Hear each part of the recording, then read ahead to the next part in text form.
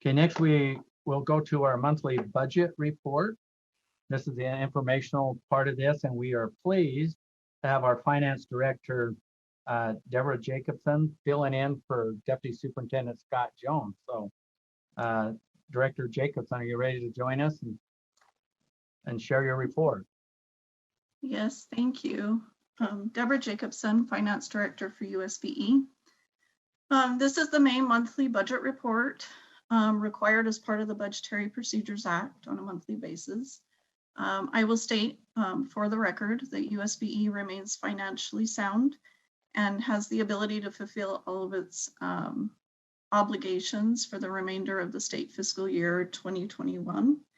These reports in your backups are as of March 31st, marking the end of the third quarter of the year.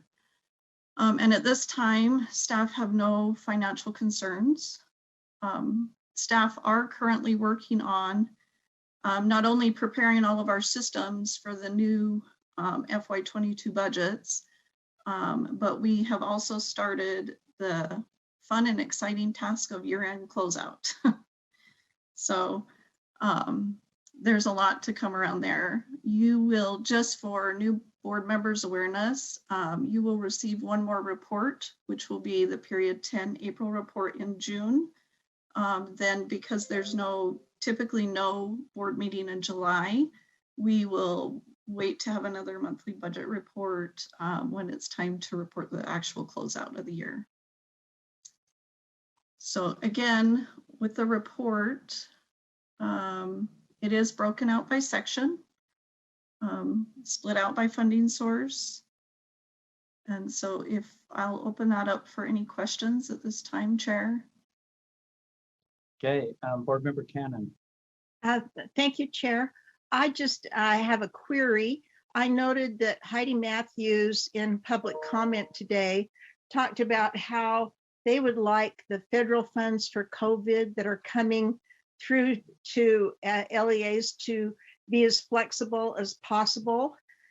Being that those are federal funds, do we at the state level have any ability to add flexibility, or do we do anything that might remove some flexibility from that funding? We don't. When it comes to federal funds, we have to follow the federal regulations. We could potentially, we can always make things more stringent or more strict, but we can't offer any flexibility if the grant does not allow it.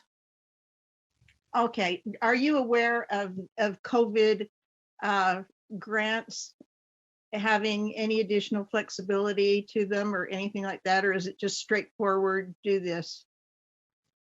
They are pretty strict in a lot of ways. There is a little bit of flexibility, and I think Sarah will probably address some of that in her report. So coming up here. Okay. So Board Member Cannon, you want to wait for Sarah's report because she's done this in the past and talked about the flexibility. And yeah, yes, I'm happy to wait. Thank you. Okay, thank you. Any other questions? Okay, please continue. Okay, if there's no other questions, we can move to the discretionary report. Okay. This is also a monthly report, given more on the information side, but this month we actually have a request from Chief of Staff Stanley that I believe is prepared to speak to her request. Sure, Chair Huntsman, may I proceed? Yeah, so can we bring that, can that come up before the board so they can see that report, please, before we move? So as you can see up in the remaining balances, I'm sure you see them if you're splitting the screen and that, but if not, I think that'd be appropriate to just briefly leave this up as Chief of Staff Stanley is presenting an opportunity, I believe, to referencing the FML federal mineral lease money that show the remaining balance of $54,151.55. So turn the time now over to Chief of Staff Stanley. Thank you, Chair. I think it's already been stated, but I'm Chief of Staff Tiffany Stanley. So this is a request to set aside that remaining federal mineral lease funds, like Chair Huntsman said, that 54,000, to provide the opportunity for the researchers at WestEd to provide further analysis and support related to the funding study.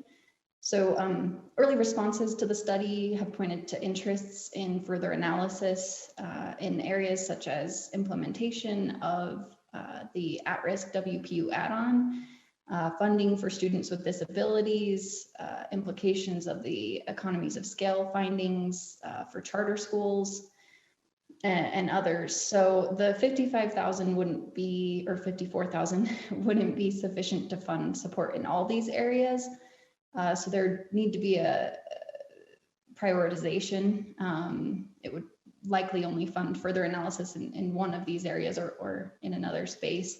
I think the May 25th study session on the funding study, which has been scheduled, will provide an opportunity to inform that prioritization as we engage in discussions on how we can partner with the legislature to advance funding system improvements in relation to SB 142, which was passed last session, and the funding study. So if this funding source is approved, the next step would be to amend the funding study contract with WestEd to specify the activities or analyses that would be conducted, and that contract amendment would come before you on the review calendar, likely in June, if we could make it happen that quickly.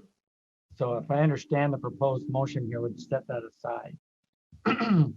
Set that aside for that purpose, for that contract that would come before the board for amendment to their agreement with a priority or the priorities at a later date. Is that correct? Yes. Okay. Questions from board members? Board member Earl? Actually, I'd like to make a motion that we postpone the vote on this until June, and that's so that we can get through the funding study so that we can have a better understanding of what we would like that money to be focused on, where it is the board's money to use in informing this direction. Is that a motion to postpone? Yes. I second that. Okay. We have a motion to postpone. Chair Huntsman, Yes. Lorraine, this is your parliamentarian giving you advice. You have, in order to postpone, you need to have a motion on the floor, and then you have. That's right. Gonna go. Oh, sorry. Okay. I'm going back to my hierarchy of motions. So and I'm going to that. So it's got a motion and second, but we don't have a motion on the table. So you have to wait. So, all right. Maybe Laura's can make that motion. I'm not sure. I'm not sure who's, okay, Vice Chair Belknap.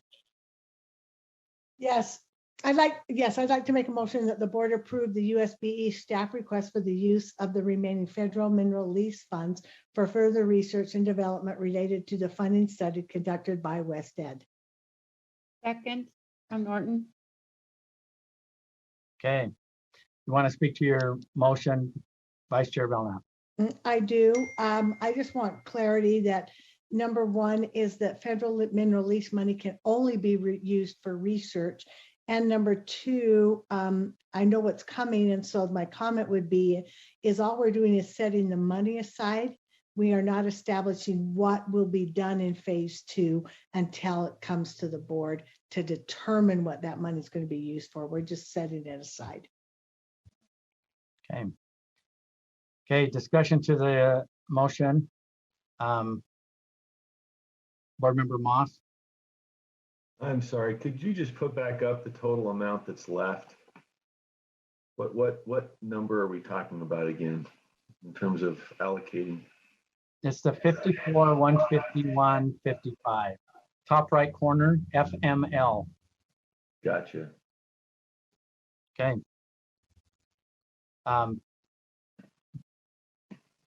Board Member Earl.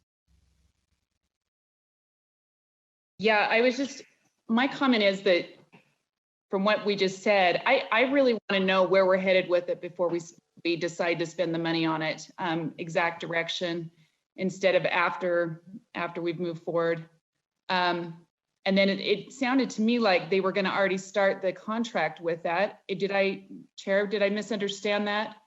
To have that ready for us to sign in June? And if we're meeting on May 25th, it would seem like the board wouldn't give direction until at the earliest then.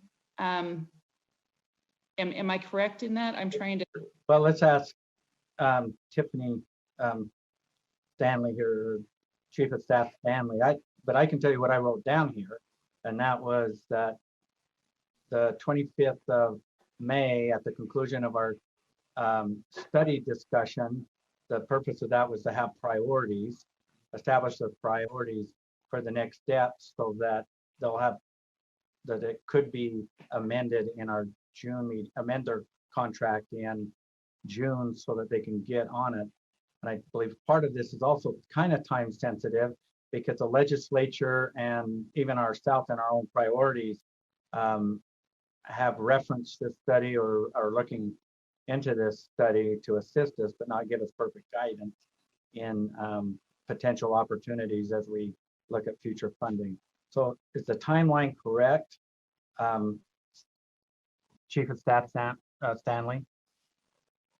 Yes, yeah, that's the tricky part is, my understanding is that the funding source needs to be identified before any amendment to the existing contract with WestEd could be brought forward. So this is a request to identify that funding source. And then the conversations on May 25th, which are just informational, right? The study session is not actionable. But those conversations, I think, will shed light on, further direction and prioritization of potential further research, or even not, right? It could be that we've got our questions answered and we don't need to move forward, but at least that funding source would have been identified so that we could bring forward that contract amendment in June, so that, given that we don't have meetings in July, it would be August at earliest otherwise. Did that answer your question? Well, so yes, in a couple of ways, because if we, I guess the assumption is we're moving forward without that presentation, which some of us have had the information. So I'm not suggesting that, but so it sounds like the decision will be made in June, and yet the board hasn't been able to give specific direction on that or take action on that specifically.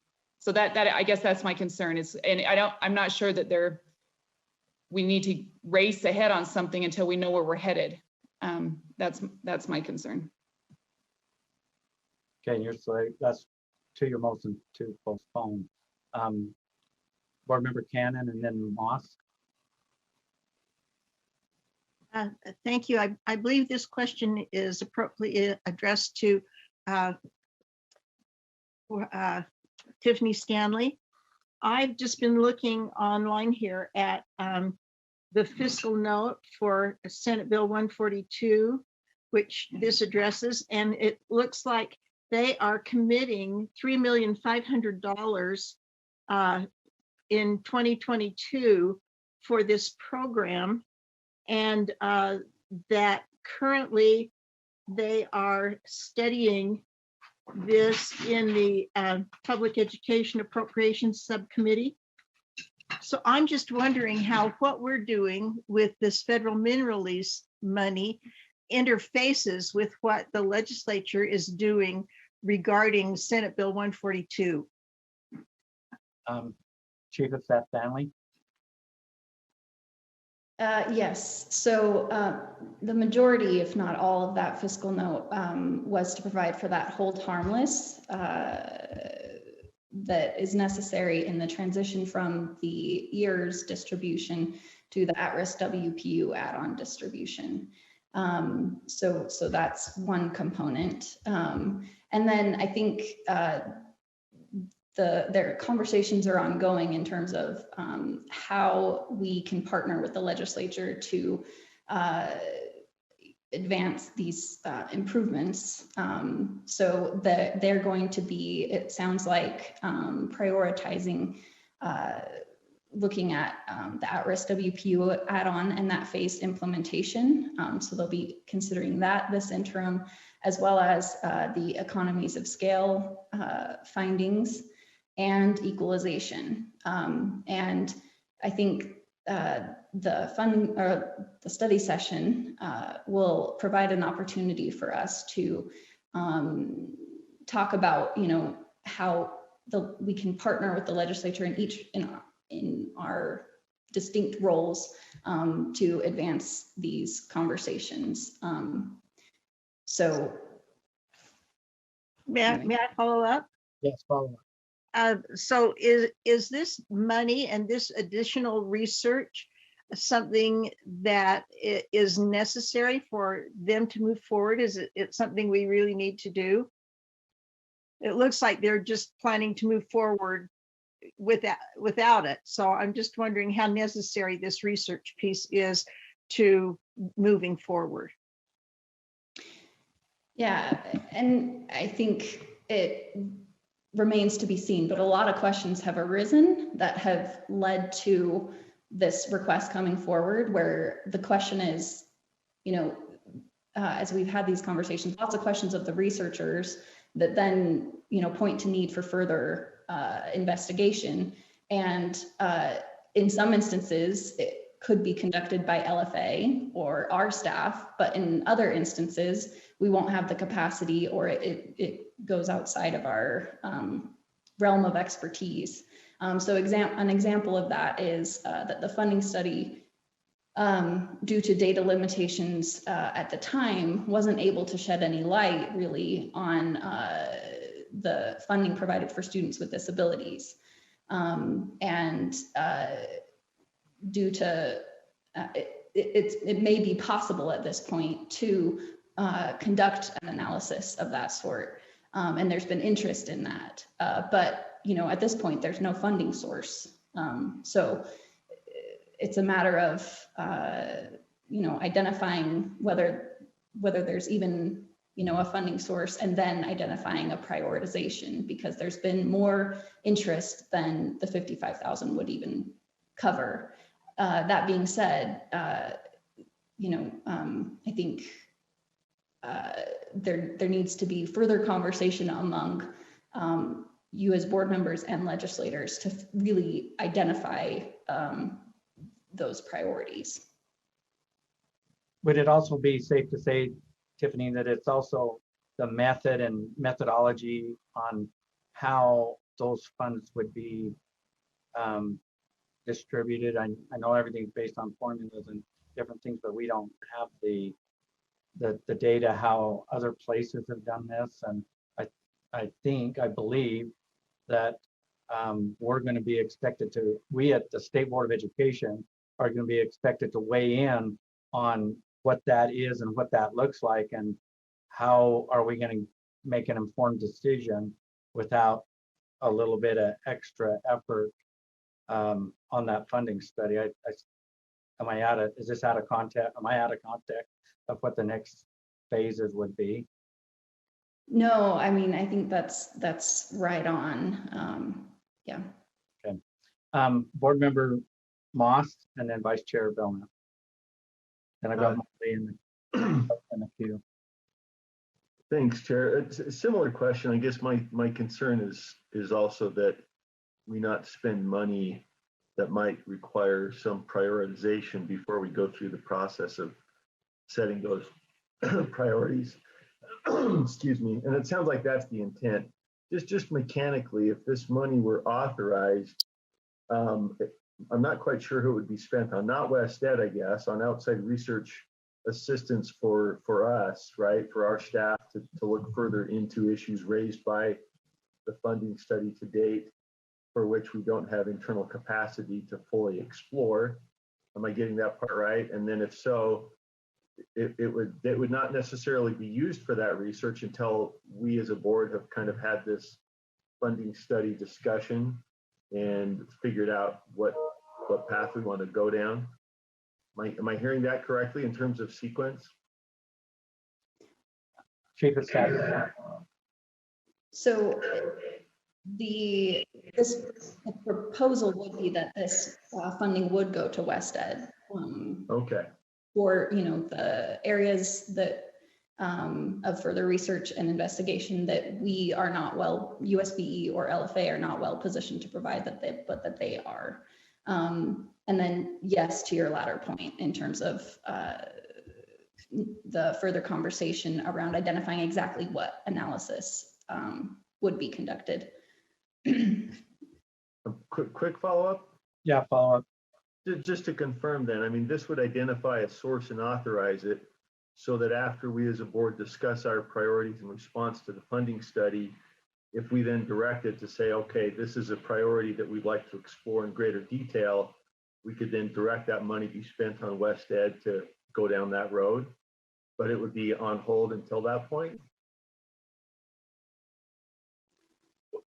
I think your question would be encumbered, would be a set aside. If you don't go into, if you don't enter into a contract or move in a direction post funding study report and seek that information, then the boards also can come back and sweep that back into just the general place. But this is an effort to encumber it or earmark it so that to contract procurement, etc., they can move forward also in a timely fashion, because this data is probably going to be, or inputs will probably be play a significant role in what's going to be before the board this fall as we get ready for the next legislative session, as we know that the legislation is wanting to move forward in this space. So it is that, I think you're correct in that space. Did I miss that, Tiffany? Nope, that's great. Okay. Vice Chair Belknap, and then there's 4 in the queue. So Vice Chair Belknap and then Hart. Okay, I was just thinking about this, that we commissioned this study. We used our federal mineral lease for it. It can only be used for research, this money. It's not broadly available to use for anything else. And I believe that if we continue with this, that we would have the ability to have more say in the direction that this study's going at the legislative level. It keeps us more involved.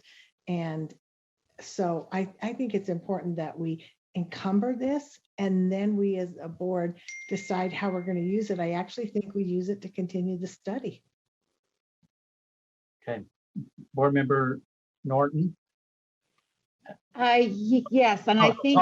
Sorry. No, Sorry. I think Hart. Okay. Sorry, my bad. No, Board Member Norton was actually first. Go ahead, Board Member Norton. Thank you. Okay, and this kind of ties on to what Vice Chairman Belknap just said. And I don't know if this is for Tiffany Stanley or for you, Chair Huntsman, but if we don't encumber this money, the legislature and the Public Education Appropriations Committee is going to go ahead with this study one way or the other. It's just, it would be with our input or without our input based on funding. Is that the case? Tiffany, do you want to answer? So I think we will, I mean, I don't want to speak for the legislature, but we are trying to be proactive about, partnering with the legislature in their ongoing study. And I don't think that we have to commit the $55,000 to be at that table. However, several questions have arisen around that point to a need for further investigation and research that I'm not sure that we'd be able to provide in a timely fashion, or that we're well positioned to provide, that rather West Ed is well positioned to provide. And so this just gives us that opportunity through identifying a funding source.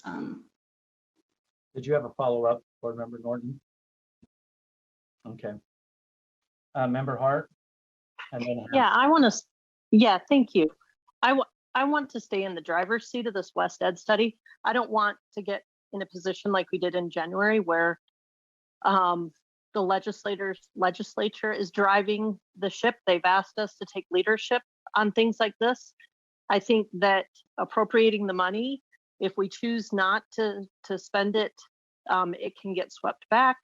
I think we need to be prepared to set some priorities to make sure that what direction we want to go in is actually the direction that West Ed goes in. I don't think we should count on the legislature to make our priorities, to implement our priorities. I don't see any harm in moving forward. I also know that we don't have a board meeting in July, so we're running out of board meetings to get this done in a timely manner. I see no benefits to waiting on this. We can pull back if we decide that we don't want to spend the money, but we have to have the funding source identified prior to spending the money anyway. So I don't see any disadvantages to waiting. Thank you. Okay, Board Member Hanson. I just want everyone to know this is a motion to postpone is the one on the table presently. Thank you, and you just clarified that for me as well. I'm wondering, after the motion to postpone is dealt with, if we could just amend the motion to allocate funds to be more explicit about the fact that we are just reserving these funds and that they can be pulled back, and that a decision on the use of the funds will be made after our study session. So I think if that was clear, this motion might be easier for us to sort out and vote on, but I do believe we have to deal with the motion to postpone first. So I'll speak against the motion to postpone, but then maybe a further amendment to the motion that's on the table with regard to the funds would be in line. Okay.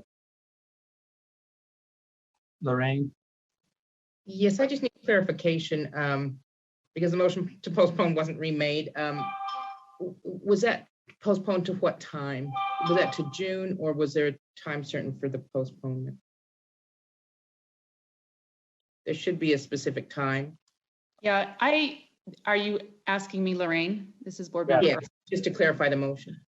If we were to put the motion that Scott is suggesting on the table, I would withdraw the motion to postpone. I just want to make sure we have that clear, that we're not moving on something until we know what we're going to move on. And that was my concern, not necessarily setting the money aside or saying we'd like to consider this. So at this point, I would not be making that motion, I guess, if it's not sitting there now. Well, it's. Point of order. Yes, please. The motion to postpone is not on the table at this time. Oh, I thought she made it before there was a motion to postpone. So it hasn't been restated. I thought I went to her after your discussion. No. She made a motion to postpone. No. Is that what Lorraine is helping me with right now? Yeah, that was my question, because there was no motion to postpone remade. All right. Okay. Well, very good. I'm not tracking this very well. Thank you, Lorraine. So there's only one motion on the table, correct? Yes, Lorraine? just the first motion that was made by Chair Bell. And that was the one that's shown here, that the board approved the USBE staff request for the use of the remaining mineral lease funds for further research and development related to the funding study conducted by West Ed. And the amendment, if that was an amendment that Board Member Hanson He didn't he hasn't done. See, this is what's getting me. We're getting doing the what if game, and now we got to wait for this, and that's what's really confusing. So let's try to keep it right to what the motion on the table. Sorry, just to chime in, I was under the impression I couldn't make the amendment because we were dealing with the motion to postpone. Oh, so I'm restating the motion. That's where we went. Please do, and then maybe we can carry on. And Then after we the carry other on. So I'm amendments, restating the motion. to amend. Okay, the motion on the table is that the board approve the USBE staff request for the use of the remainder if they choose. Board Member Straight. Yes, as I've listened to both sides of this argument, I'm satisfied with where we're at. I'd like to call the question, if that's possible. Yes, it is. And the call to question is not debatable. Correct, Lorraine? Yes, but it does need a second. So is there a second to the call? Second, Board second, Member Hart. Member Hart. Okay. We have a call to question, what is to end debate. There's no debate on it. So board members at this time, please vote.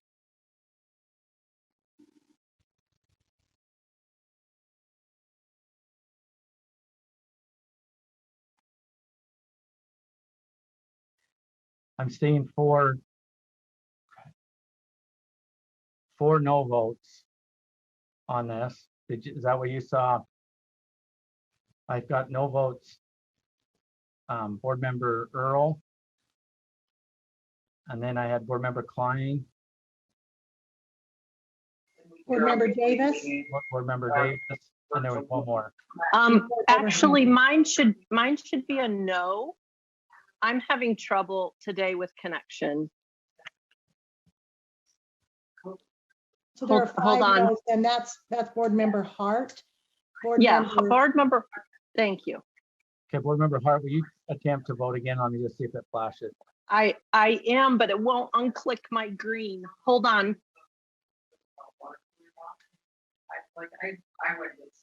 There it is. There. Did it pop up? I'm so sorry.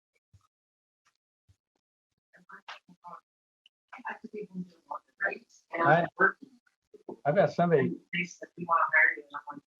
Who's speaking?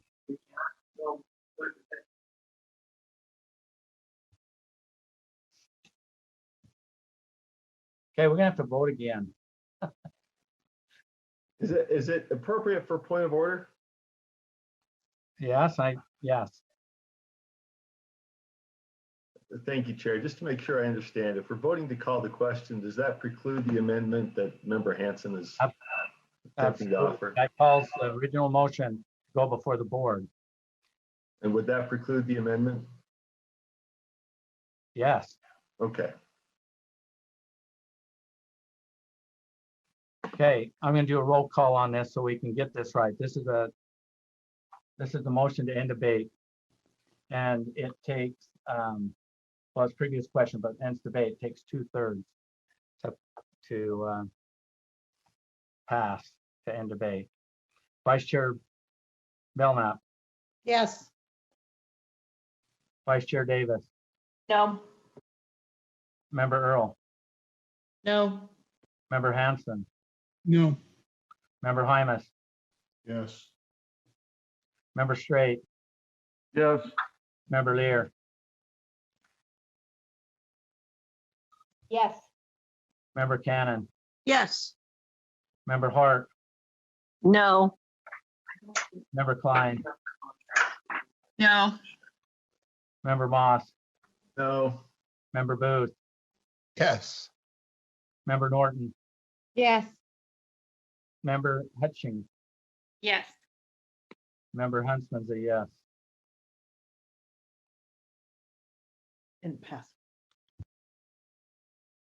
It did not pass. That's what I'm counting. Correct, Is that correct? correct. It has to be 2/3, correct? Okay, so it didn't pass. So the motion on the table is that the board approve the USB staff request for the use of remaining federal mineral lease funds for further research and development related to the funding study conducted by West Ed. Discussion to the motion.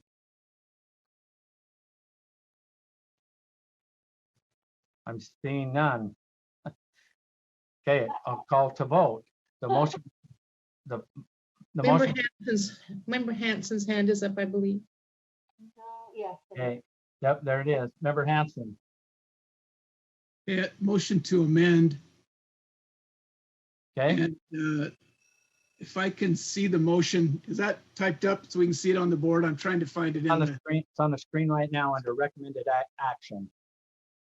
okay. I don't believe that's exactly the motion, but that's okay.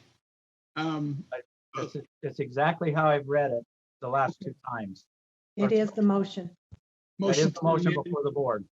motion to amend that the board reserve the federal mineral lease funds for potential use for the funding, research and development related to the funding study conducted by West Ed to be decided after the board study session, which will occur in May. Second, Board Member Cannon. You might have to restate this because I'm not seeing how it was added to or anything taken away except the narrative. So I'm trying to get it in here on my own writing as I heard it. And that was Okay, right here. So just hang on. I'm going to restate it really fast. The amendment. Can you see that on your screen, Member Hanson? yes,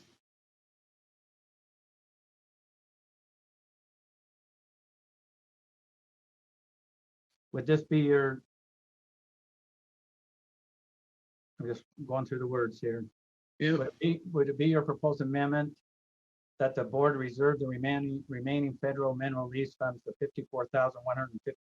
$54,151.55 for further research and development related to the funding study conducted by West Ed to be decided after the board study session later in May 2021? that is my motion to amend. I would like to ask staff if that satisfies their purposes. That would allow us to meet the deadlines and allocate funds. So let's get into the discussion. So we have a proposed amendment. We have a second, correct? Is that what we're lacking? Second, Board Member Cannon. Again, Okay, at second. Okay, now discussion to the, you just want to speak to the motion or discussion to the motion, Member Hanson? Yes, please. I think we've had enough discussion here to everyone to understand that we are just right now reserving funds so that we do have a funding source available so that we can meet the timelines that were rolled out by staff. I just want to make sure from Chief of Staff Stanley, if I may, that this motion would meet her needs as far as having that funding source available. Chief of Staff Stanley, would this meet the necessary needs to be able to move forward in our May meeting, get that background, and then prepare something for a motion for June? Yes, Chair, I'm reading it in terms of that what's to be decided is the specific areas of research and development, right? As opposed to what's being decided is fencing the funds. So that's a little clarification or read into the language, but that's, as long as that's the understanding, then I think we're clear and good. Okay. So the hands came down, so there's not any further discussion. Is that correct? Vice Chair Bell, I'm not seeing any hands raised. No more hands. Okay. The amendment before the board to the motion is that the board reserve the remaining federal, let's not switch any, let's not edit anymore. That the board reserve the remaining federal mineral lease funds, the $54,151.55 for further research and development related to the funding study conducted by West Ed, and that the use of the funds be decided after the board study session later in May of 2021. That's an amendment that's before the board. Not seeing any further discussion. Board members, please vote at this time.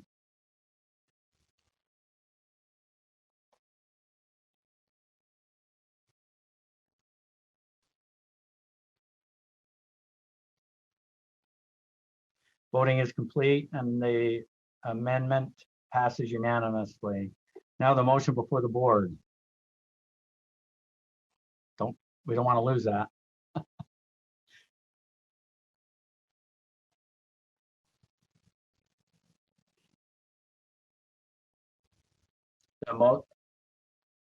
The motion before the board, I'll restate that. I've lost my list here. Hang on. Okay, I'm back. The amended motion before the board is that the board reserve the remaining federal mineral lease funds, the $54,151.55 for further research and development related to the funding study conducted by West Ed, and that the use of funds be decided after the board study session later in May of 2021. Did I state that correctly, Lorraine? I'm getting a few That's nods. what I have. Thank you.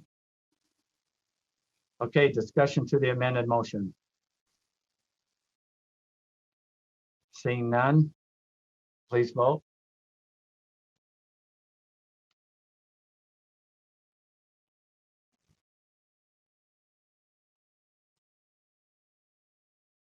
The motion passes unanimously.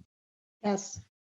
And I've got Member Norton way down on my screen. I was on sliding up, and now you've been able to see all of that. Okay, Vice Chair Belknap. Her vote. Yes, but she does need to put her number in front of her name. I have to go way down too. Okay. All right.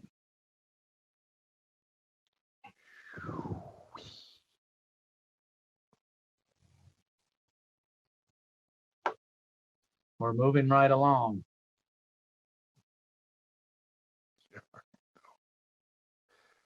It's like a freight train.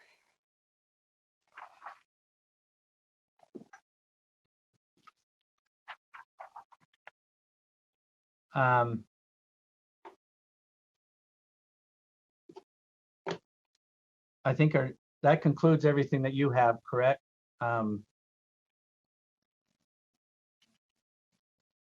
Deborah Jacobson? Yes, if there's no further questions, that completes the discretionary report. Okay, any questions for Deborah Jacobson before we leave to the next topic? Okay, thank you.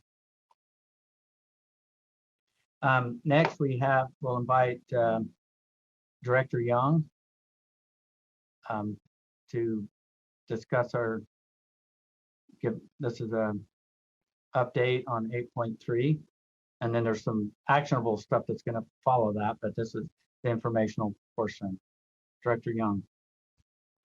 Thank you, Chair Huntsman, and good afternoon, board members. So Sarah Young, I'm our Director of Strategic Initiatives, and I'm here today to present to you an update on the COVID-19 relief funding that we as a state have received for K-12. As a part of our presentation today, I will pause to invite our CARES educational specialist, Sarah Harward, to come and present a subcomponent, which is an analysis of our LEA's SR2 plans to give you a better idea of what some of our individual LEAs are spending on. So with that, I will go ahead and get started. As a reminder, when we talk about COVID-19 relief funding, it's really an umbrella for multiple efforts and funding streams that we've received related to responding to COVID-19. So we will address each of these funding streams in the order that they were received to the state, providing you an update on the status. So the first item that we are updating you on is the fiscal statement related to the CARES funding, as well as the coronavirus relief funding. So CARES is where we distributed our ESSER-1 grant, as well as our GEAR grant to our individual LEAs. This is the funding that must be spent by September 30th, 2022, and is the most kind of recent as well as kind of time-sensitive funding that they've received. So this table provides an update in terms of each of the individual funds, total award value, as well as the amount reimbursed as of April 21st, 2021, and then a percentage to show you how close we are to having reimbursed the full amount of awards that are available. I actually want to take this moment to update the board that we are in the process of working with the state auditor on our first audit related to the ESSER 1 program and the GEAR 1 program. As a part of that, I've had the opportunity to share a lot of our internal processes with our state auditors related to these programs, and specifically want to highlight the work of our staff, specifically Rebecca Donaldson and Tammy Long, Sarah Harward, Sherry Gale, Kathy Olson, and Neil Stevens, related to their efforts to make sure that when we are reimbursing these funds to our LEAs, that we are documenting all of the requests in relation to the allowable use cases and the LEA plans. So I've just been incredibly impressed with our team and the processes that they have taken to be able to verify that we are only using the funds related to allowable use cases that were approved in the plans, and just wanted to give them recognition here in the public board meeting. You'll note, in addition to the ESSER and the GEAR awards, we have the awards that are highlighted in green. These are the state coronavirus relief funds that were awarded through the state legislature to our K-12 efforts, as described below. You'll note that the San Juan Wi-Fi project has been fully reimbursed for their expenditures related to the $3.9 million that they've awarded, as well as we see more of our LEAs claiming these funds prior to the end of the fiscal year, which is when the reimbursement period will end. In terms of reporting, I also wanted to draw your attention to the federal reporting for CARES platform.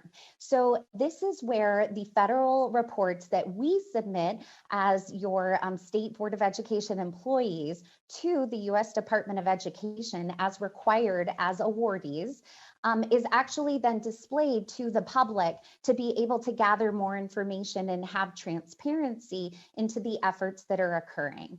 I will note that when you look at the current dashboard, it's going to be specific for funding and action that has taken place from the time of the award back in earlier 2020, all the way through September 30th, 2020 as well. So there is a bit of a time lag in terms of when the funds are spent to when they're represented in this federal platform. But I'd invite you to visit the dashboard and you can take a look not just at the K-12 awards, but also at the awards made to our higher education partners as well. As far as then the second round of funding that we received related to our efforts with ESSER 2 and GEAR 2, as a friendly reminder, these are funds that must be spent by September 30th, 2023. As a part of that, Chair, with your permission, I would like to introduce Sarah Harward, our CARES Educational Specialist, who will be taking us through a review of the ESSER 2 LEA Plan Analysis that she conducted. Please continue.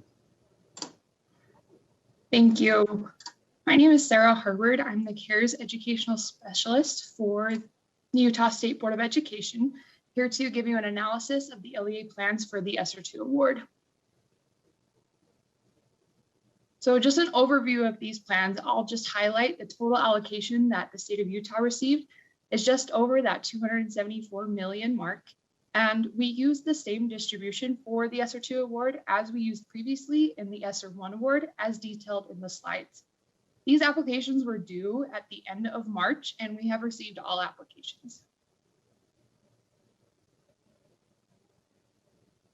So this, as part of our efforts at the agency, I've done an analysis of all of the LEA plans, looking at the categories and how they chose to spend their funds. And when I say category, I'm referring to the federal allowable use cases, which you see on the right side. There's the list of the federal allowable use cases with a short description of what those entail. These are in order by the amount of LEAs, the number of LEAs that are spending in each category. So the most LEAs, or the majority of LEAs, are planning to spend in category 12. The fewest LEAs are planning to spend in category 1.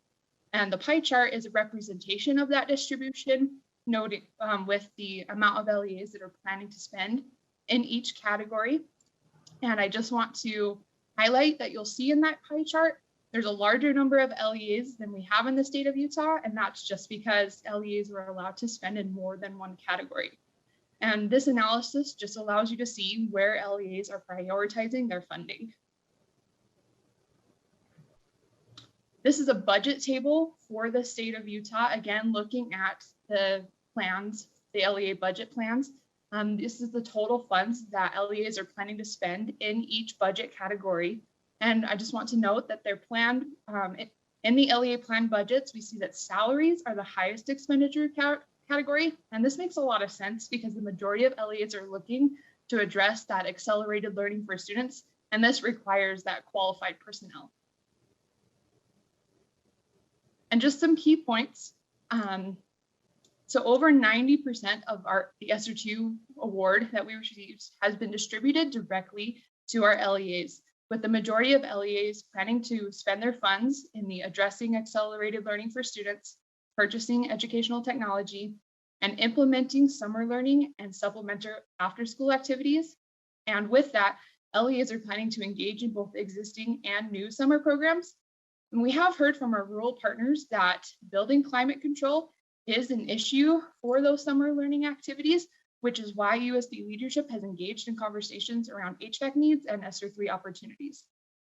This concludes my analysis. Chair, with your permission, I'll give it back to Sarah Young. Director Young. Thank you. So in terms of addressing ESSER 1 and ESSER 2, before we jump into the reimbursements for ESSER 2, it's important to note the context that our LEAs are not able to access and process reimbursements for their ESSER 2 award until they've completely expended all of their ESSER 1 funds. This is actually not the case for the future ESSER ARP that will be available to them later this summer. But that is why the table moving forward kind of reads the way it does. So just to jump into that, you'll see that the LEA awards for ESSER 2, which to Sarah Harward's point have been distributed and awarded, we haven't received any requests for reimbursement as of April 21st, 2021. That is primarily due to the fact that the majority of our LEAs are still completing their reimbursement processes related to their ESSER 1 awards. You'll also note here that we are highlighting the Gear 2 award. This is the Governor's Education Emergency Relief Fund that was also issued in December of 2020. That application and grant program has not been released by the Utah Governor's Office, although we are partnering with them to advance conversations about what community needs are. So as we get more information and release those awards, we'll be sure to notify you. As far as Eans goes, as a reminder, this is the emergency assistance for non-public schools. Again, we have over $23 million available to support the COVID-19 relief needs from these non-public schools. And we're currently in an open application process, which is detailed on our website. So moving forward in terms of next steps related to round 3, which is the most recent funding that the state has received through the American Relief Plan Act. This is where we'll see ESSER ARP as well as Eans 2 that has an expected expenditure date by September 30th, 2024. So as far as the American Rescue Plan Act goes, it's important to note that these efforts are in progress. And we've noted that the overall allocation to K-12 is going to be over $615 million, with again, 90% of that being formula funded direct to the LEAs as is required by the grant. In addition to that, of the state reserve, for this particular award, we do have additional direction from the U.S. Department of Education and the federal legislation, which requires that USBE spend 5% to address accelerated learning, and that is noted as 5% of the total award, not just of the state reserve. 1% will be for evidence-based summer enrichment programs, and another 1% will also be for evidence-based after-school programming. As a part of that, just to give you an overview of our timeline, we've received our grant award application, our grant award notification for 2/3 of the funding. Now, as a state, those 2/3 are contingent, as well as the receipt of the final third of the total award, on a submission of an application from the Utah State Board of Education to the U.S. Department of Education regarding our plans and intentions to be able to use these funds in a way that meets the federal guidance and requirements. As a part of that, we've attached the template for the application as backup to this particular item, so you can get a sense of what your USBE staff are currently working on in terms of being able to create the narrative and the data required to be able to submit that application. We will be bringing you a copy of that draft application in your May study session, as well as then bringing it to you in the June board meeting, where we'll be asking for an action related to approving our submission to the U.S. Department of Education. The application has a pretty short turnaround. It is due to the U.S. Department of Education by June 7th. So that June board meeting is going to be pretty pivotal for us as a state to be able to meet the timeline in terms of securing this funding for our LEAs in our schools. In addition to the state application, we are also in the process of awaiting for the award itself to ultimately be appropriated by the Utah State Legislature. Because the award is over $10 million in a single year of the federal fund, it's a required action due to Utah State Code. So in the special session, we would hope that our legislative leadership moves forward with that award process to the agency, because it's at that point that we're able to move forward with issuing allocations in the grant program to our LEAs. In addition to that, during special session, we've been requested through intent language that occurred during the general session to provide an update to both the Legislative Fiscal Analyst's Office, as well as now GOPB, or the Governor's Office of Planning and Budget, formerly Management and Budget, to be able to provide them an update on our current expenditures, very similar to we do here for you with the board, as well as what our intentions are related to executing the requirements for the upcoming ARP as a part of that. Once all of those components are complete, we will move to the LEA application and approval process. So that's where we release the templates. Our LEAs use the Utah Grants Management System to apply, and we're hoping to be able to take that action tentatively for June 15th of this upcoming summer session. As a part of that, we will ask for our LEAs to submit their plans to us no later than August 20th, 2021, in terms of making sure that they have outcomes and actions related to these funds to service their communities for the upcoming school year. So highlighting both of those dates, I would also just note that in addition to the release of the LEA application, staff are also currently working on additional guidance documents related to providing clarification, as well as opportunities and direction related to the creation of the LEA plans. In addition to that, we will be providing technical support in the field, one of which will be at the Utah Rural Schools Association, where we know we are able to see a lot of our rural leaders and business administrators, and we have a session on the schedule related to supporting them in this application process. As far as questions to consider, we like to share these with you because not only are these questions that we ask our LEAs, but they're also questions that we consider internally as we're looking at addressing overall state needs related to COVID-19 and the resources that we've been provided. So first and foremost is really asking that question of what were and are the continuing impacts of COVID-19 on our students and our teachers in our schools. It's important to note that that is a key requirement of any expenditure related to this funding stream. And so it's really important that not just our LEAs, but also at the state agency, we're looking at these resources through the lens of response to COVID-19 as is required by the award. The second component to that is then really looking at our data sets. So which of those data sets help us to inform what that impact what that impact actually translated to. So not just kind of relying on, comments and anecdotes that are coming in for the community, but using those to inform looking into the data that we have available at the agency as well as at the local level, and encouraging that data to really be the foundation in which we're making decisions about the fund. Additional to that, we do like to reflect on what we already spent our early COVID-19 responses on and whether or not that helped mitigate some of the issues that we were facing. And so using that reflection related to the earlier awards, kind of then iterating on that cycle and making better decisions moving forward. Last but not least is then also looking forward as a community to fall of 2021 and noting that our schools moving forward, many of them are looking to continue with some of the practices that they created in response to COVID-19 because they found them to really meet the needs of their families and their students. And so as we look to moving to some of those, best practices that were developed in response to COVID-19, how does that inform what we need to do for the future? So with that, I would also just share a couple of action steps that we've taken as your staff.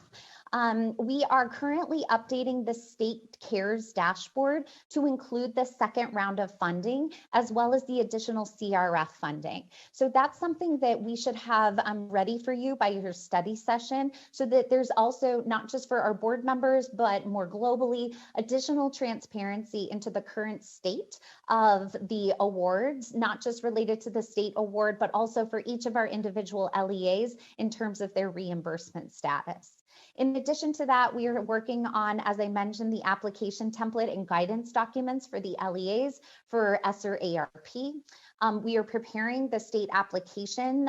Again, the template is attached, related to meeting the requirements for a June 7th submission date to the U.S. Department of Education, and as well just meeting with stakeholders to really draft the structure around some of the ESSER ARP required spending. So for example, in the after school and summer learning space, we've been partnering with our USBE staff like Camille Sheik, as well as Robert Palmer here at USBE, our partners at DWS, and ultimately our partners at the Utah After School Network, to try and set goals and a vision around how we can frame those resources so that we can release them to the community in a timely fashion.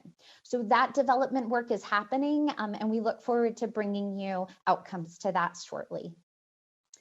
Finally, as my last slide before I turn it over to Chief of Staff Tiffany Stanley, we've created this graphic just as a kind of grounding and reminder that when we look at the ESSER awards as they're occurring across the state, that 90% of those funds are directed at the LEAs and are received at the local levels so that our local leaders can use them to meet their needs that they're experiencing with their community due to COVID-19. When we look at the component of the state reserve, you'll see that it's about 9.5% of the total award in terms of being able to really be targeted about the solutions the state is offering related to those needs. And last but not least, that there is a small component for administration, noting that in many ways that these grant programs are in addition to the existing workloads that your USBE employees traditionally are managing at this point of time. So just giving some additional opportunities to be able to increase capacity really through the lens of better service to our LEAs. So with that, Chair, if you would allow, I would turn it over to Chief of Staff Tiffany Stanley to be able to address the vision moving forward. Okay, let's make it happen. Chief of Staff Stanley. We're probably going to have some questions at the conclusion of this, so yes, please continue. Thank you. Yeah, before we get into the actionable portion of this agenda and in terms of the specific requests that are being brought forward for your consideration, we just wanted to set some additional context. So in any strategic budgeting process, it helps to identify considerations to kind of guide decision making. So these are some of those as we think about this opportunity. I won't read these, but I will highlight one which Sarah spoke to as well, but it's to, consider resources that the state is uniquely positioned to provide, that second piece, which acknowledges that 90% of the ESSER funds go directly to LEAs. So, we don't need to address all the needs with this funding, but rather, those kind of statewide needs. So an example of this consideration and action would be the decision last summer and fall to use state set aside for PPE, which was more efficient than LEAs buying individually because we could buy in bulk, and also more equitable because we could tap into state purchasing networks to ensure that even small LEAs had access amidst a shortage. A similar example in this vein is providing base funding for all LEAs with the state set aside, given that the distributions are based on Title I, which not all LEAs qualify for or participate in. So go ahead to the next slide. So while we're bringing forward 4 requests for your consideration this month, I think it's helpful to keep the bigger picture in mind, which is really that the majority of the actions and decisions related to the state set aside are yet to come, and a really critical date for the purposes of determining how to prioritize these state set aside dollars, particularly that 30 million to address disrupted learning, which Sarah outlined earlier, is early this fall when student performance data from the RISE and Aspire Plus data will be available for review. So while we all, are in the process of gathering qualitative and anecdotal data from constituents and parents and superintendents and teachers and so on and so forth, and that engagement is key, this quantitative student performance data will also be key in helping us to identify those most critical and widespread issues facing schools and students at this time. So I'll also just highlight in this timeline as well that line across the bottom. So the 4 requests you're considering today largely represent their requests that are more time sensitive in nature and that we bring forward for your consideration against this bigger backdrop of more to come once we have more data to ensure these dollars are put to the highest and best use in meeting student needs as we move forward. So that concludes my remarks. I think we have staff queued up to present those requests, but I assume there will be questions on what we've presented so far. Before we get into all the questions, I believe Board Member Cannon had a question earlier about flexibility for LEAs and who would be best to speak to that. I'm sure that question is still there. Is that correct, Board Member Cannon? Yeah, well, if Sarah Young could add anything, Deborah Jacobs. So just mentioned that most of the federal funds were pretty tied up and there wasn't a lot of flexibility, and maybe Sarah could add to that answer. Okay, Director Young. Thank you, Chair, and thank you, Board Member, in terms of that question. So as Sarah Harward presented, there are actually quite a wide range of potential and approved federal use cases. And so those range from anything related to addressing accelerated learning needs, to providing summer programming, to being able to provide funding to school principals to address local needs related to sanitization, PPE, educational technology, kind of the list goes pretty on and on.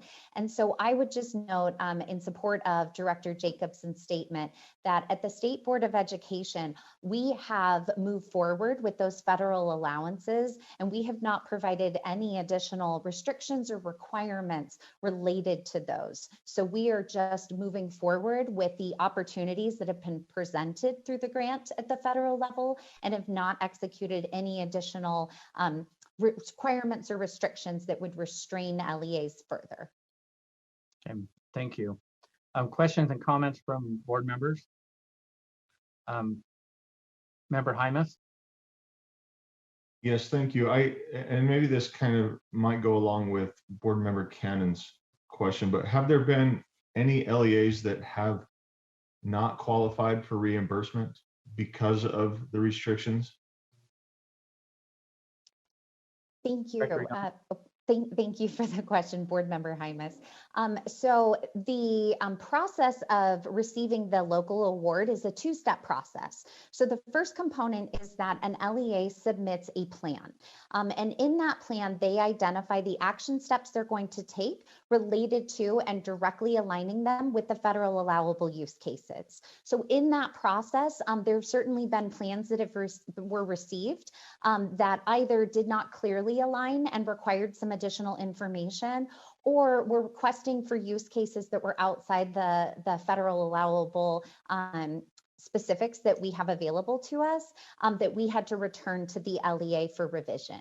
Ultimately, that process leads to an LEA having a plan that has been approved so that they know these are the actions we can take and that we would be reimbursed for actions, those approved actions. The second step is then them submitting for reimbursement. And so in that process, there are times that we receive a reimbursement request that may not necessarily have the backup documentation that's necessary related to us being able to approve it. An example would be that in terms of the salaries component, we do seek a time and effort document as is required by the uniform grant guidance that we receive, and just reaching back out to the LEA and saying, hey, we're going to need that documentation before we can move forward with this reimbursement. There have been times that we've seen items come through that are not allowable. So an example that I can think of would be related to providing food, maybe along the lines of cookies for teachers. So the food costs are not allowable in terms of this particular grant opportunity. And so in that case, we do not approve those reimbursements moving forward. So noting that there's kind of multiple checkpoints along the way, it is a continuous dialogue with the LEAs in terms of making sure that we are meeting the requirements of the grant as the federal subawardee, but as well working with our LEAs to better understand what those requirements are. Okay, do you have a follow-up? Yeah, well, I'm glad to hear that there's continuous dialogue. That does make me feel better. Not that that matters, but I want to make sure when we have discussion on this, we didn't want to squash innovation of our LEAs, and so that's my question: is are we making sure that when new ideas do come forth that don't necessarily fall in those categories, are we relooking at those and saying, you know what, this is actually a great idea, we need to consider this? Or do we just say no cookies for anybody? You know what I mean? You have Chair, a if I may. follow-up with that? Yes, I'm happy to. So kind of twofold. So definitely not squashing innovation. You know, those cases themselves, although, you know, they do provide, you know, some direction, they're really very broad categories, and they allow for a lot of activities and actions to fall within those. So mainly what the USBE staff have been doing is helping LEAs identify, if this is my great idea, what specific use case does it best align with, and providing help and guidance related to that. So not saying no, but instead saying, let us help you with those alignment components. So that would be one piece to it. I think the second item is, and really one of the other key factors that we serve as, is making sure that that innovation is linked to a response to COVID-19. So that is just, it's a key requirement of the grant and the funds themselves. And so we just want to make sure that our LEAs, as they're coming up with these great ideas, that they're also using it on allowable costs related to that response. So that's how the staff is approaching those opportunities in regards to really supporting LEAs with being able to align those great ideas with the use cases that have been presented for the grant. Thank you, Director Young, and thank you, Chair Huntsman, for allowing that question. No question. It's just a follow-up to Member Hymas's question. Director Young, can you speak to our role on the accountability side of all of these funds, where we're being held accountable? Not only there's some pieces by the feds, but also the state, that we're kind of the assurers the assurance that we have to give that these funds are used appropriately. Can you? Of course. Thank you. So yes, so we are the fiscal agent ultimately for these awards, and that responsibility also comes in alignment with not just the approval and the awarding of the funds, but also in the monitoring as well as in the reporting category. And so we are committed to, as the state fiscal agent, monitoring and making sure that all of the reimbursements that do come through that are ultimately approved meet the guided criteria that's required by the grant. We also, to that point, work with our other state agencies, specifically, most recently, our state auditor's office, who has come in to be able to do a deeper dive into our ESSER-1 and our Gear 1 program related to, are we meeting our fiscal monitoring requirements? And they'll be providing an update related to their findings, I'm sure, in the very near future. Last but not least, from the reporting side, we are responsible as the award recipient for reporting information back to our partners at the U.S. Department of Education related to the use cases and some of the individual LEA related use cases for these funds. So when you see the federal transparency dashboard, that's information that was gathered and reported by your staff here at USBE in terms of demonstrating that the funds have been used in appropriate ways and that there's transparency for all of our taxpayers around those efforts. Thank you. Member Lear. This is a stunning amount of money. I mean, in all the years I've worked in public education in Utah, I've never, ever seen this many zeros and commas and the amounts of money that have been available to LEAs. So it is kind of astounding, and it's an amazing opportunity, even though it comes on the heels of a real tragedy. But my question is about that accountability, and I think this is probably a question for Sarah, if that's okay, Chair Hudson. Yes. Mm-hmm. It sounds, if this is a reimbursement program, then it sounds like we don't, the fiscal agent, the USB doesn't pay until the LEAs submit the documentation. So I'm assuming, reflecting back on our discussion last legislative session about all the required reporting and how we're going to get away with that, do away with that, and how we all hate it.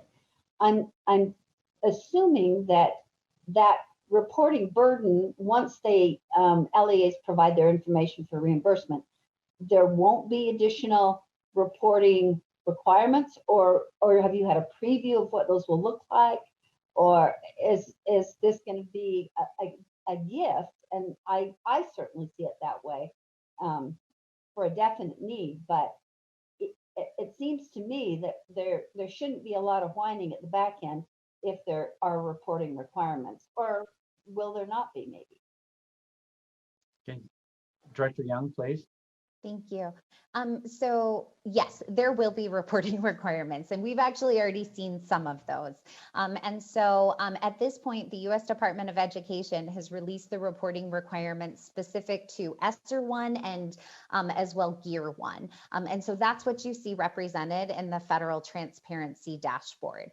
The way we chose to approach that with our LEAs for those two programs back in winter of 2020 was that we combined those reporting requirements with the questions that were originating from our state legislative leadership and the Legislative Fiscal Analyst's Office with the board specific questions that also existed around use cases for these funds. So by combining all of those components together, it allowed us to reduce redundancy so that we only had to ask one set of questions as opposed to putting out multiple tools. And second of all, I would say that we also took the action step of really reaching out to, the different policymakers who may have questions so that we could gather all of that information in a single setting and provide that out to the group. That is for ESSER-1 as well as for Gear 1. The U.S. Department of Education at this time has not released additional reporting requirements for the subsequent awards that we've received. When they do, we will have an opportunity through the public comment phase to provide feedback. We participated in that related to ESSER 1 and Gear 1 when that was an opportunity. And oftentimes our feedback is really in terms of advancing a lot of those legislative questions around reporting and reducing reporting burdens to our LEAs.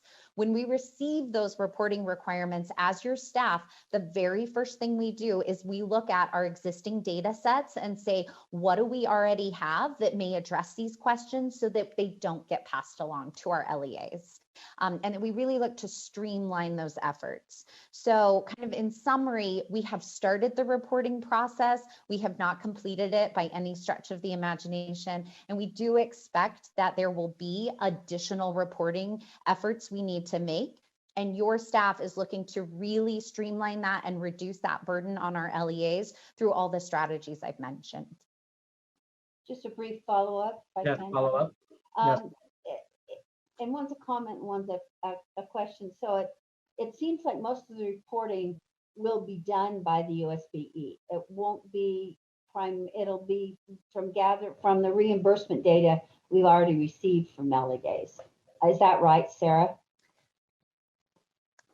Yes, sort of. And the reason I guess I say sort of is because we just don't know what the U.S. Department of Education may ask. An example of a piece of data they requested related to Gear 1 was they wanted to know specifically how many schools, like number of schools that had received services related to the Gear Award. So because as a part of reimbursement, they do not report the number of schools that those services were received from, we did have to reach out to the LEAs to make that request. And so until we see what the U.S. Department of Education is expecting from us as an SEA, it's hard to really say yes or no to that question. And the final comment is just this, I'm also always sort of surprised that it goes so far into the future. So that means whatever reporting requirements there are for this astounding amount of money, they will go into 2024 and 2025, which really I hope we have a good memory of how important these funds were at the time, and the reporting requirements are of course reasonable, but that we're not too thankless in terms of reporting back how they were used. So thank you for that information. Thank you. Board Member Earl.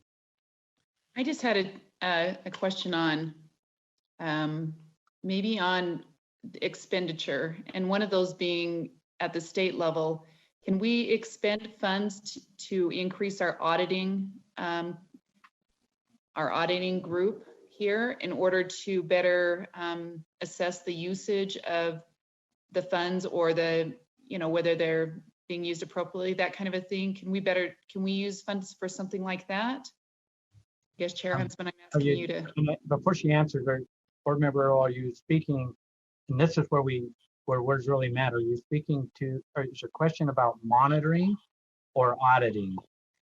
Because we're actively in the monitoring business, but we have to be really specific to our audit. Just for clarity for the question. Well, and maybe it's a mix of both of those as we move forward to make sure these funds are spent appropriately. So I'm not in that realm, so I do know that there's a difference, but to break those apart, I'm just wondering if funding can be used to make sure things are used the way they need to be used, and perhaps auditing's not that term.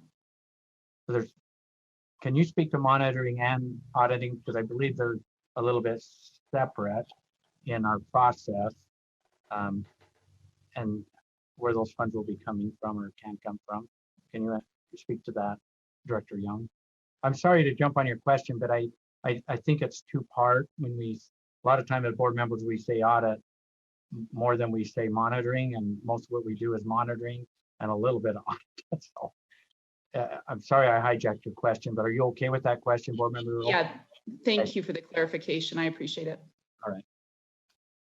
Director Young?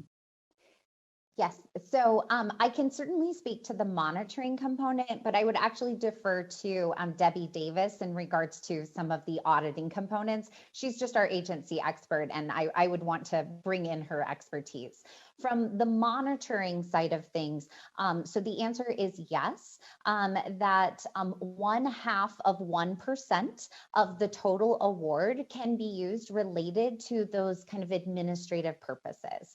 And so we are certainly, the board, when they approved the creation of our first position for the CARES effort back in October of 2020, that person's full scope of work is providing support for the reimbursement process, really to help expedite action related to our LEAs.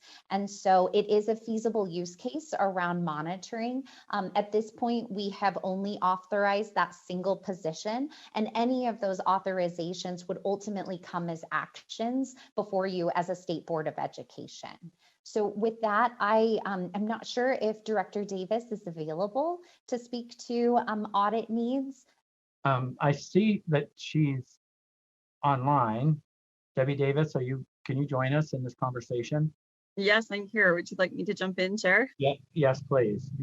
All right, Debbie Davis, Chief Audit Executive for the board. I think Sarah explained it well, and she definitely knows these grants specifically and what they can be used for. We absolutely have a responsibility to monitor, a general responsibility, as well as probably a specific responsibility. As far as the audit side goes, and obviously the board approves the audits that we do. So if the board wanted current staff to do an audit, the board could prioritize that. If the board wanted to use the funds to hire an auditor for this program, that could be looked at as well. I believe generally audit positions are allowed with federal funds. But as Sarah mentioned, we wouldn't want to exceed any administrative levels and go beyond that. So potentially a mix as to how it could be looked. But as Chair Huntsman said very well, there's a difference between monitoring and auditing. So it just depends what direction you'd like to go on this. Do you have a follow-up? No, I'm good. Thank you. Okay, very good question. Thank you. Jenny Earl, or member Earl, okay, your hand's down. I'm not seeing any other hands raised. I appreciate the presentation. I do have one question. I guess I'll just throw it out there to the board members. I've gone through the packet. We speak a lot. I mean, a lot of what you have in there are LEA destinations. Some of those LEAs are just one school, and some of those other LEAs got a lot of schools built into them. Is there any advantage to have any of that separated district charter to get a feel for where and how money is being spent? Or is that a challenge to separate? So I'm getting a head shake. So you want to respond to my question in case somebody's not watching this? Of course, Chair. No, thank you. So no, it is not a problem at all. And actually the data set has already been analyzed. So we could certainly break that analysis down that Sarah Harward presented into districts and charter schools and send that to the full board as well. Okay, thank you. I don't want to create a lot of work, but I thought it'd be beneficial looking at those impressive numbers of how things are being spent. Okay, thank you. Any other questions? Okay, let's move to, we're out past the information part. Thank you for all those that contributed. And I think it might have been the first time I've heard Sarah Harward speak. Maybe I'm wrong, but thank you for that report. I appreciate you being on our team. Let's move to 8.31, which is actionable. And these are proposed, these are funding requests. 8.3.1, the first one is Sr2 State Reserve Funding Request, Competency Assessment. Direct response. Thronson, are you ready to present this opportunity? Yes, sorry, I clicked the wrong button. I do not need to share my screen. Thank you for the opportunity. My name is Jennifer Thronson. I'm the Director of Teaching and Learning, and excited to present this proposal, and I have one other that I'll share with you later. So we'll start with the Demonstrated Competency Assessment. This is an opportunity for us to do some upgrades to our current system to more adequately meet student needs, as well as personalize our pathways related to meeting Strategic Plan 4. But ultimately, as you all are likely aware, given the significant reduction in the number of credits being earned versus the credits being attempted that we saw in the middle of the school year, we are expecting a larger percentage of students needing to recover credit over the next few years in order to graduate on time. So by adapting the competency assessment route, we can provide these additional opportunities for students to earn those credits that align to their personalized needs and accelerate their credit completion. The intent of this project is to address Goal 4 of the board strategic plan and to expand and enhance the resources we have available related to demonstrated competency assessments. For those of you that aren't familiar with those a demonstrated competency assessment typically are used to afford students the opportunity to demonstrate their content knowledge and application of skills aligned to specific core standards or courses to comp out of a particular course needed for graduation. This proposal would expand our current course offerings to pick up additional courses such as digital literacy, but most importantly would develop more personalized pathways to allow students to demonstrate those competencies by standard rather than by whole entire courses. So right now when you go through a demonstrated competency pathway, or generally when you do credit recovery courses, you have to recover the entire course. Well, for some students, they may have missed out on a 6-week period for family reasons or something during COVID. And so they might just need to make up a portion of a course. So the redesign or the additional enhancements to this would allow students to just meet the standards that they didn't pass off and demonstrate competency in their classes, rather than necessarily having to take the whole course. It still affords for students who want to say, hey, I already have this knowledge through my own personal research or other experiences, or I took an out-of-state class that was like this, but the high school is saying this doesn't quite align. And so they can take these demonstrated competency courses to demonstrate that competence. Additionally, this work would include creating standards-based rubrics that would align to the course standards to afford students the opportunity to demonstrate their competency through a portfolio type of submission. These rubrics optimally could also be leveraged in classrooms by teachers to use in their own instruction. So therefore expanding the potential reach of this project beyond just those seeking demonstrated competency, but in our secondary classrooms, those tools could be used in basic day-to-day instruction as well. So as you can see, this particular project could substantially address not only our graduation credit options for students, but creating those more personalized pathways and create new ways for credit recovery options. So in summation, as the Utah State Board of Education moves towards supporting more personalized pathways, sorry, there's a bug, that are intended to afford students the opportunity to demonstrate competence in ways that allow for student voice, choice, and self-assessment, this project directly supports this vision and will catapult future progress in this arena and address our COVID losses in terms of graduation credits earned. So that ends my presentation, and I'm happy to answer any questions the board may have. Okay, Vice Chair Belknap and then Board Member Earl.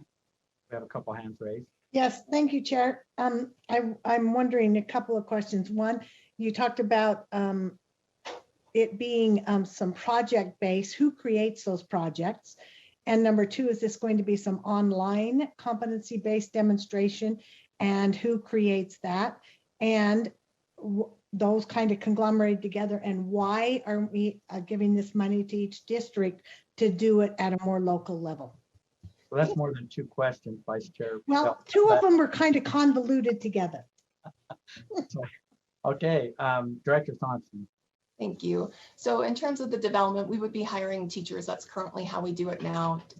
Teachers in those content areas that know the standards, that know what student competence looks like, that to develop these assessments, how they would be administered, probably more paper-based, just because we don't have the digital tools. That would be an additional ask if we were going to administer them online, unless they're like a submission of narrative and they can email those and things. But in terms of having like a test database. That is not something that we currently have in the competency assessment system. They're all done through Granite or Davis School District, who then everyone in the state also sends their students to. That's our current kind of structure. At this time, USB will likely be taking that role back over as Granite has grown in a way that they're like, hey, the state, you're welcome to take this project back. Your second question is gone. It was an important one. Can you repeat it? I'm sure you have it for me. Do you have a follow-up? I didn't write it down. I didn't write it down. So I'll think of it again and then I'll convolute it. It's why isn't it going to local districts? Yeah, why doesn't it just go to local districts? You're saying, Jennifer, and through the chair, is that the teachers are going to create it, but who's going to grade them? Who's going to take care of them? And why are we putting one more project at our level? So we currently Granite takes care of all of that. So we pay them a small amount of money to pay for all the demonstrated competency grading. And so they currently do it as well as Davis School District. So we give a little less than $100,000, I think, a year to this project. And that is for the whole entire state. So if we were to divide this out into the LEAs, you can imagine this money wouldn't go very far, nor would it serve the entire state population. So in terms of return on our investment, this is a much more cost-effective mechanism. And we leverage the local communities to help develop the assessment. But in terms of access across the state, this has been found to be the most efficient and consolidated way to ensure every student who wants access to demonstrated competency assessment has it, and it's not based on whether their local school district has that option available. Superintendent, did you want to, your hand's raised, are you going to add to the response to the question? Yes, thank you, Chair Huntsman. I just wanted to add a little lightning to the thunder, but I also want to clarify a little bit to Board Member Belknap's two questions. One about the online, and this is actually really related to why aren't we putting it out into LEAs? You know, I've had some teachers and school counselors contact me from out in the field who have said, we don't all want to do our own thing with credit recovery because we're all going to be scrambling. Couldn't we bring teachers together to help with credit recovery and write a framework so that there's some quality, I'll use the word metrics, that wasn't their word, but metrics of quality. So we can kind of see a more standardized approach to how LEAs could then take this and use it in their setting rather than everybody trying to spend money and scramble to write their own. So while Director Thronson is correct in there would be a role that we would play, we've always played a role in this competency space. But I do believe it's an opportunity for us to convene teachers to come together and counselors and others who are interested and create more of a framework and some content that they could build on. And then if you have LEAs who could digitize that very easily and put it online. So when we first started talking about this and the need just kept arising from the field, it was perfect timing because we knew that we needed a revamp of these very outdated so-called competency assessments that were just sort of this huge redo of a course, as Dr. Thronson has mentioned. So you might think of it as micro-credentials in a way for our students to really get at the competency. So it's an opportunity to be able to provide guidance and framework and some content for our LEAs, and then they could expand, adapt, adopt, or do whatever with it. Just another way to think about it. Member Earl, and then Hymas. I guess maybe my question is, and maybe I don't know, maybe I'm not getting the feedback you are, but especially with us reading our rule tomorrow, districts already have the ability to look at what students have completed and then take what they're completing. They can provide that. And I guess what I'm trying to understand, you're saying that they're going to provide some kind of a checklist that then this student would, or a district would say, yep, that's good. I just think we have professionals already out there in this area. And maybe, once again, I'm not getting the feedback that superintendent is, but that the ability to do that's there. Anyways, I don't know. I guess that's a little bit my question. I hate to make things controlled for districts where everything is not maybe easier, but maybe not necessarily really relevant to that student. It becomes a very structured instead of meeting the specific needs. Okay. I don't know if there was a question in there. That was more of a Superintendent, statement. Superintendent, you want to respond? Yes, thank you, Chair Huntsman. And Board Member Earl, if I misspoke, I apologize. It's not about a checklist or us controlling it. We have competency assessments that we have been providing through Rana and Davis for some time that need to be rewritten. So that's step one.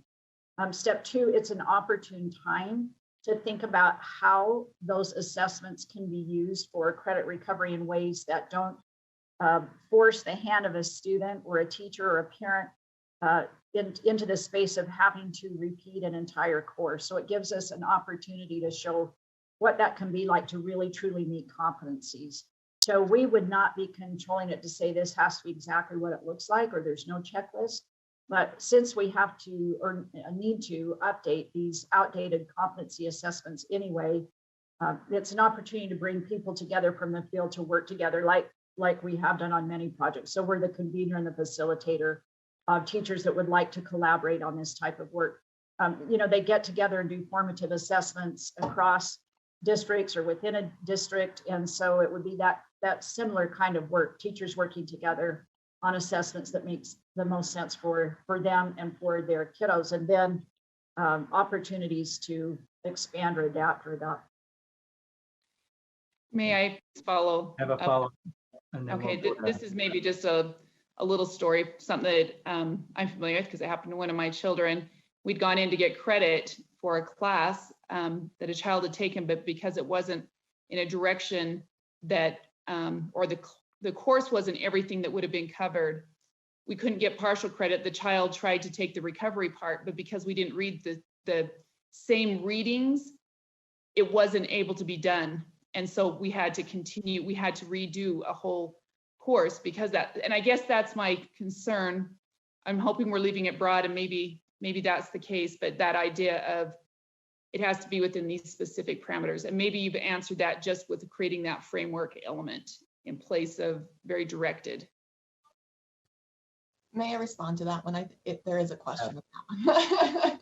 So, Board Member Earl, for this particular one, it is more generic in terms of meeting the standards. So it wouldn't dictate the curriculum used to demonstrate that competence, but they could say, hey, I read this book, let me show you my ability to do this skill based on their experience. So for example, we had a couple kids who wanted to take AP history. They hadn't taken the courses or anything to get through that, but they had enough competence from their own kind of personal ambition to take the assessment, and they were able to demonstrate competency for AP history. Another one is world languages. We have a lot of students who speak other languages and don't necessarily need to take the courses to demonstrate their competence. They actually can just take the world language assessment and comp out of the world language pieces. So it's just a great opportunity for students to demonstrate skills that they already have as one part of DCA, that they can say, hey, I already have this knowledge. I took this course. It doesn't perfectly align with what you've offered, but I could comp out of these standards from that course, and that leaves me these standards. What do you have for me? Currently, we would say you need to take the whole course. And that's part of the need we're trying to fill. Another thing, I get calls probably once a month from parents around digital literacy. Their student will have moved in from out of state as an 11th grader. They're now in 12th grade. They want to take a particular course in their last semester. They just found out they aren't meeting their graduation requirements. What can you do? And we currently don't have an assessment for digital literacy. We did a number of years ago, but then the standards changed and they haven't been updated. So there's a lot of gaps in this space that the community is making calls for, that I get frequently, because I'm over graduation requirements, calls around these things. So really trying to meet the demand of families, students, and teachers. We have thousands of secondary teachers. They don't each need to be making their own. They certainly can. This does not preclude anyone from making their own local assessments for demonstration of competency and credit recovery. It just provides a resource for the state, and it's a pretty small ask given what we will be providing financially to thousands of teachers and tens of thousands of students so that they can move along in their graduation pathways. Member Hymas and then Straight. We've got 4 members in the queue. Thank you. Just a quick question, and excuse my ignorance, but how long does this go on? We talk. It was mentioned that students lost learning during COVID. Does this go beyond that? Or does this only cover the 2021 school year and the fourth quarter of the 1920 school year? Is it going to extend? I thought I saw a date of 2023 somewhere. Are we just opening it up so any student at any time can say, this is no good, I'm just going to test out of this class? May I respond? Yeah. Yeah, Director. Yes, so this is, the opportunity is to construct the demonstrated competency assessments during this 2-year window of ESSER 2 funds, but the assessments would be available to any student in there for high school credit in high school, as well as beyond 2023. So this is basically our way of kind of building up the resources we have, retooling the ones that we have built, and then also creating multiple pathways. Right now, most of them are like, take this test and we'll demonstrate competency, but we're also want to look at more of a personalized portfolio pathway for students to say, here are the standards, here's what we're looking for, show us evidence that you've acquired these knowledge and skills. So it would be most, quickly serving those that are at need for graduation credit, but over time, it would actually serve well beyond the years that we have for the actual funds. The funding proposal is for the next 2 years, but the actual materials will be good for years to come. Do you have a follow-up, Member Hymas? No, I don't. Thank you. Okay. Member Straight? I'm really struggling with this because I feel like a skeptic, and I'm not normally a skeptic. I see all this money coming from the federal government, and philosophically, it's like, what do we do with it? And that violates my sense of conservatism. And then I look around my own professional life, and I say, okay, as students in this situation, what options do they have? And we already have multiple pathways, and there are so many programs in place for a student to get their credit, to recover their credit. Heck, any kid can come in at any time and talk to me, and we can make a pathway for them to receive their credit. And, we have Edgenuity, and those are kept up to date. If you pass the test, you've proven yourself competent at a certain level. And if you don't, then it remediates for you. And so I hate to say this because I feel really bad to say this, but to me, it's like we're finding ways to spend money. And I don't see it as our fault. I see it as the federal government. And I think it just keeps going. We're gonna have to pay this back. Now I've made all these political statements, and I just don't know how to feel about it. Can someone help me feel better about this? So let me just throw something out. We don't have a motion on the table, and now we're getting into debate to a proposed motion in here.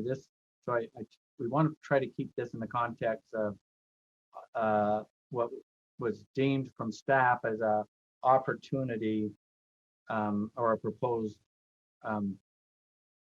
betterment to then help get us into the space of debate once a motion's on the table. So, but sorry, Chair. Please answer. Go ahead and answer, Jennifer Swanson. Yes, it's terrific that your school has that many options, but not all of our school districts and charters are created equal. So the advantage for some students in some schools is greater than others, and this kind of equalizes the playing field by providing more consistent options across the state. So what we can do in one school district on the Wasatch Front versus what some of our rural communities are able to offer can vary greatly. And so we have to think about, when we're working at the state level, what is the need across the board, and the consistent request is for these types of resources so that students can get to that personalized education that not all of our LEAs are currently suited, nor have these opportunities to build such resources to provide those pathways that are more personalized. And it addresses the strategic assessment plan that we have at the state board as well. This is one of the calls in there around personalizing and having these types of assessments. And we've been doing this for I think, a decade. So this is not a new initiative. This has been something we've had in play for a long time that people have come to rely on. But at this time, we need to update some of the assessments as the standards change. We have to update the assessments. And really, with the gravity of how many more students are going to need credit recovery options, adding a few extra potential options across the state will ensure that our graduation rates and that the opportunities for our students to graduate are higher than they would be without this particular initiative. Thank you. Vice Chair Davis and then Member Hutchins.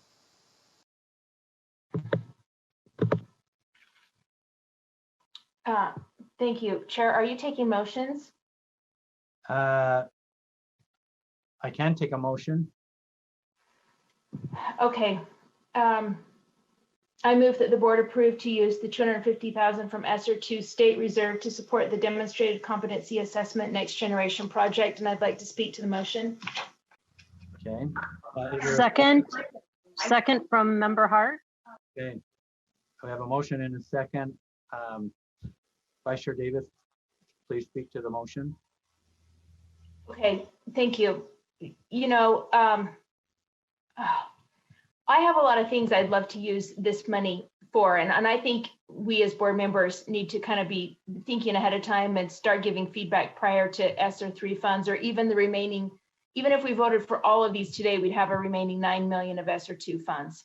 But to this project specifically, it just, I go back to a time when I went out studying, you know, personalized competency-based education in a few different states, a handful of different states. And I try to remember, I think I was in Wisconsin, but there were kids lined up from every grade. And we were asking questions like, how do you know when you're ready to move on to the next goal in your own learning? And one of the students said, I know when I'm ready to move on to my next learning goal when I feel proficient and secure. And this girl was in fourth grade, and she had ownership of her own learning. And I just think we can move a little bit forward in that step. It doesn't replace teachers. It just kind of changes the way that teachers work with students. And the teachers in these states that I visited were energized. They were like, this stuff has changed, just rocked our world. So, you know, and we don't have a lot of time. These kids need credit recovery soon. Now, one question I sent to Brent, you know, straight is what does this Ingenuity program look like? Does it fit in with our state core standards? Does it cover all the content areas? Would this be recreating a wheel that we already have?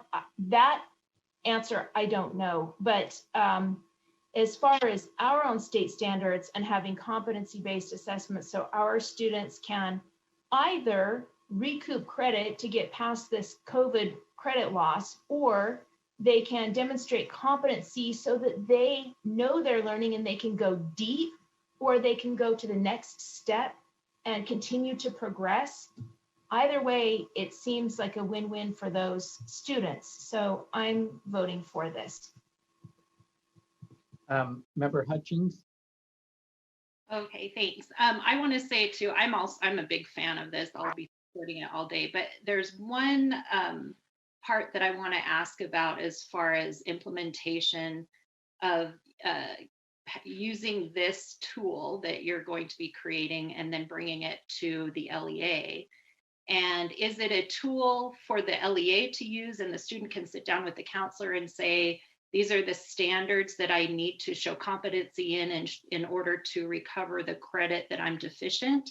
Or is this a tool that's going to be offered broadly throughout the state? And it's a similar concern that Member Earl brought up. And the parent and the student get this tool, they take the time and effort to show competency in certain standards, and then they bring this to the LEA and it doesn't align with the credit that they're deficient in. They may need to show that they're competent in other standards and not the standards they thought. So I'm just wondering, as far as implementation, how to use this with the LEA. Is there a plan for that? Or if not, please make sure there is. Director Thompson? Thank you. Yes, so it would be, for example, the personalized pathway that's more like the portfolio option. It would be a rubric that would be shared with the student and parent to say, here are the standards, here are the types of demonstration, things that you might consider. It can go beyond that as long as they're demonstrating that competence for those standards. So it would be a pretty transparent process for the student. It wouldn't be like, bring us what you have. It would be, here's the tool we're going to use to evaluate what you have, and bring us resources that you believe demonstrate your competence in this. So it should be a pretty good alignment. We've been doing this, like I said, for a while. What we're adding is that more portfolio aspect of bring us examples of your work. So digital literacy, bring us an example of how you've constructed this, or send us a video of you creating a PowerPoint slide deck or whatever it might be, so that they can show that they have the competency in those skills without having to take a particular course. We have a lot of students that have knowledge because of their outside of learning time, the things they do with their families that we can give recognition for through these pathways. That goes beyond just credit recovery. That's really credit advancement. So it's a nice blend of both. You have a follow-up? Yeah, quick follow-up. Yes. When you say us, when they bring us this, who's the us? So it would be done at the LEA level. So we would be just providing the resources if an LEA wants to use them, and then they would be able to provide that to the families at the local level. Awesome, thank you. Okay, Member Hart? Your hand's raised? Yes. I just want to say this. Can you hear me? Yes. You can hear me? Okay. Yes, can hear you. Yes.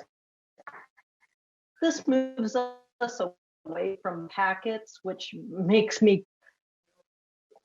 Can you hear? Is this not working? Oh, you're kind of digital. I don't know what's going on.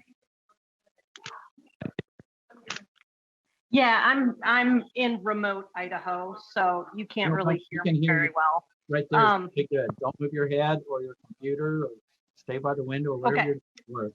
All I wanted to Sure. All I wanted to say is this moves us away from packets, away from vendors that we may or may not have control over. It moves us closer to our state standards. What happened to Member Earl's child should not happen. I think this would be a step in the right direction. So thank you for bringing this forward. Okay. While you were speaking, Member Thompson was nodding her head. Yes, through there. So unless you want to respond, Director Thompson, no? Okay. I'm really good with body language, I guess. All right, we have a motion on the table. Board Member Hart, your hand is still raised, but the motion before the board is that the board approve the use of $250,000 from the Sr2 State Reserve to support the demonstrated competency assessment next generation project. All those in favor, please vote. Let's see, please vote. Sorry.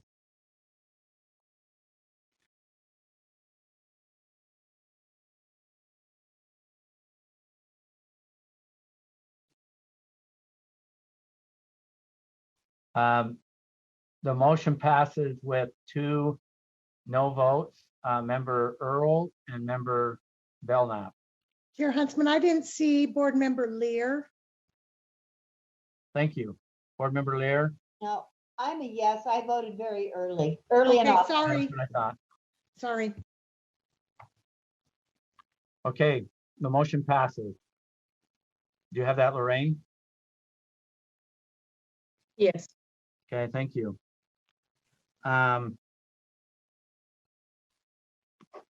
Next opportunity is 8.3.2. Sarah Young, you're going to present this opportunity. I'm going to introduce our presenter, if that's all right, Chair. Okay. Thank you.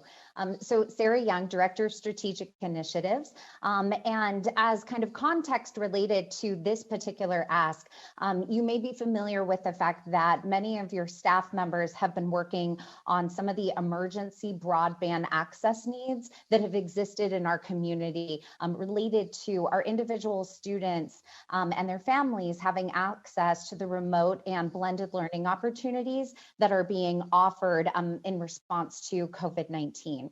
As a part of that, one of the roles we have played is that of convener, really bringing different leadership together from different state agencies, but recognizing that K-12, although certainly a large need in the broadband space, it's also not an exclusive issue to the schools, that we have many families as well as students who are in our technical colleges, as well as our universities who also have broadband access and education needs as well.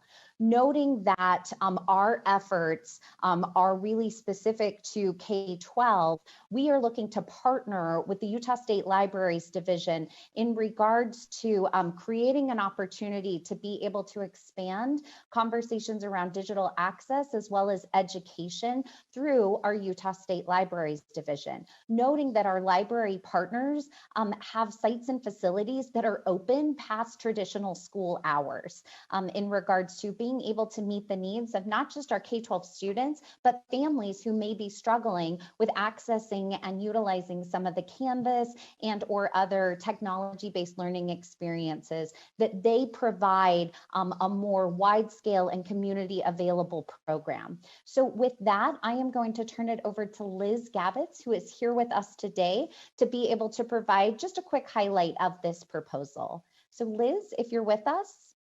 Hi, I am. I'm Liz Gabbis. Thank you, Chair. Thank you, Director. And today I'm representing Chandra Johnson. She is our state librarian and the director of our agency. So thank you for this opportunity to present our proposal and talk about this digital access and education program. So as Sarah was saying, we know that there are still individuals and families in Utah that are not able to fully participate in our online world. And those barriers to reliable, stable internet access and infrastructure are a big part of the issue. But access to devices and digital literacy education and skill building are all vital components in making sure that all of our Utah residents have what they need to access opportunities and to really become informed digital citizens so that they can contribute to Utah, strengthen Utah. So COVID-19 has obviously highlighted the importance of needing a really holistic statewide approach that addresses both types of access issues. And we know that this issue expands beyond K-12. So thanks to the amazing work that USBE has done in this past year with remote learning and helping students with access, we believe that this partnership with us, with libraries, could really impact Utah communities beyond K-12. So while the newly created Utah Broadband Center that is within the Governor's Office of Economic Development, the Utah Broadband Center will continue to direct the development of Utah's broadband infrastructure and adoption. As a counterpoint, this digital access and education coordinator and program within the State Library Division will help libraries to address the need for access to devices and digital literacy training, and for the education and advocacy that's needed for digital literacy. So this allows the state to build that holistic ecosystem, that plan for support, which is going to really create those opportunities for students and for their families and for their communities to succeed. So we want to make sure that the support in this area really gets into local communities, that they can be part of the conversation on how to solve this issue in their local area. We always care about local solutions. So libraries are a trusted community resource. We serve the whole community, and we have already been dealing with this issue of access for many, many years. So one of the best ways to strengthen our communities and our state, as in whole, is to make sure that every one of our residents, every student has the opportunity to access and to be exposed to technology and to digital literacy education. Now, of course, technology is evolving, almost faster than we can keep up with it. And if we don't start building this ecosystem of support now, while there is funding available, I worry that more and more of our Utah residents and our students will be left behind. So our full proposal is here. It can be referenced on the backup. I will turn the time over for any questions. And thank you for your consideration. Okay, we have this opportunity that's been presented to us. We do not have a motion on the table, but is there any questions for discussion regarding what's being proposed. And then I also, at any time, would accept a motion. Vice Chair Belknap. Chair, I wanted to make a motion, please. Okay, Thank you. That the board approve the authorization of $300,000 from the Sr2 State Administration Fund for the creation of a multi-year time-limited digital access and education coordinator with the Utah State Library Division. okay, we have a motion. Do we have a second? Second, I'll member second. Booth.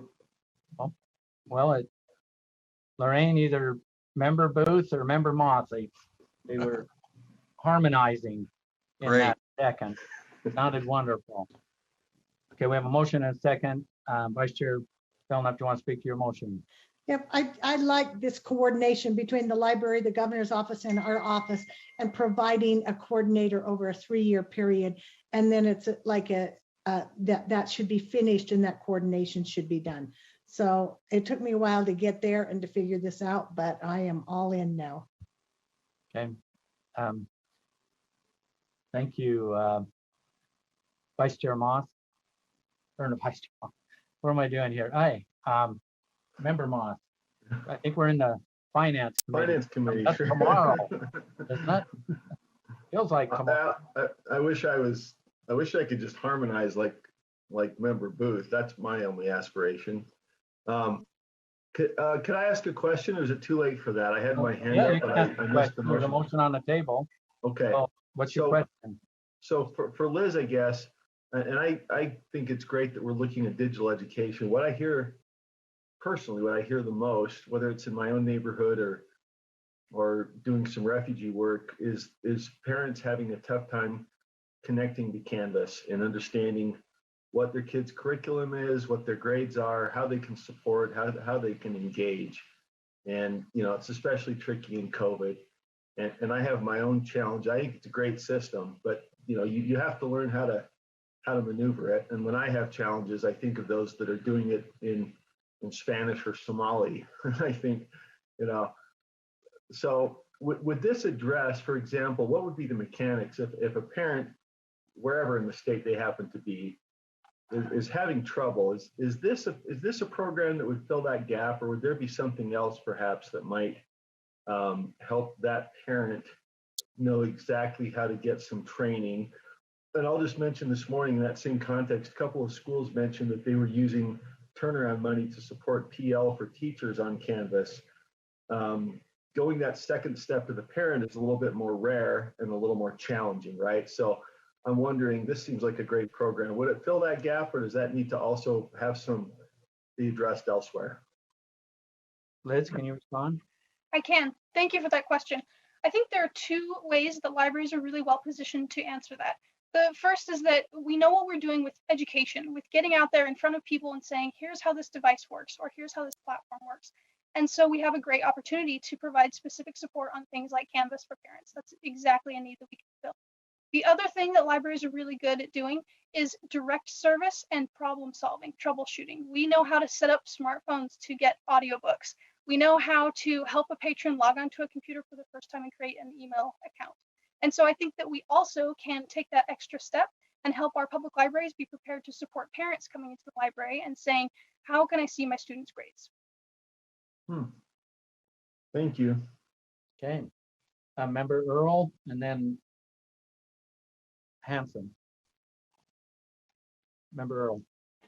I guess, and I know it says 2 years on this, but when you create these kind of high level positions, rarely do they go away. I'm hoping that if this passes, that it does have an effect. But I guess I'm concerned that this, you know, I don't know, it's not going to be far reaching, I guess, is the concern. And that's not diminishing the people that will be working on this, or I just am concerned about creating more bureaucracy in place of actually getting money and resources to people, and maybe even coordinating service type of things where people can assist one another in communities. So those are my concerns with this particular item. Okay. Board Member Hanson. Thanks. Just a quick question, I guess, or request for clarification, and I have a comment after that. Can I direct that to Liz, Chair? You bet. So this coordinator position would be seated in the library system, is that right? So this is a non-USB position? That's correct. It would be within the State Library Division, which is division of the Department of Cultural and Community Engagement, previously Department of Heritage and Arts. And this would be also for not necessarily restricted to K-12. This would be serving the general public, is that right? That's right. Is that a permissible use of these ESSER funds?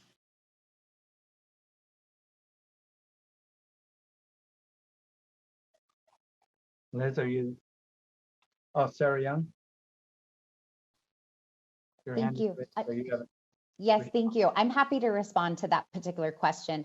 So it is, these funds can be used for coordination efforts with other state and local agencies in terms of addressing needs due to COVID-19. So this is a permissible use case specific to the funding stream we've identified. Okay, thank you. Thank you for the clarification. I have some reservations about this one. One, we already have a state agency has exactly this mission, right? To coordinate broadband access in Utah. And this would fall under the purview of that, I guess, as one of the elements. And also, we are tasked with K-12 education in Utah. And I wonder if there's not a use of funds that would be better directed towards our mission. So those would be my reservations. I'll leave it at that at this point.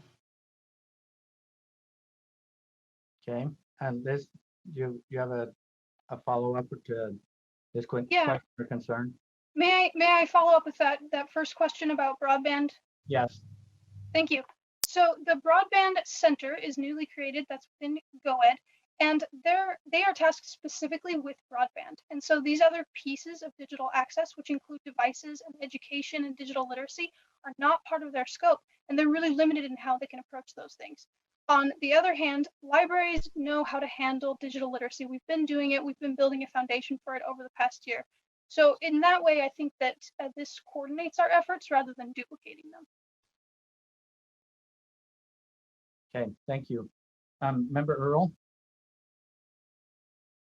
Sorry, I just had one more question that just as Scott was at, or Board Member Hanson was asking his question, has to do with the accountability of this funding. Who are you accountable to? In other words, digital literacy could be a lot of things. How do we know that this digital literacy a year down the road is actually accomplishing what it says, right? Is it the librarians that are going to be measuring that, or who's the accountability factor on this and will be following through on it?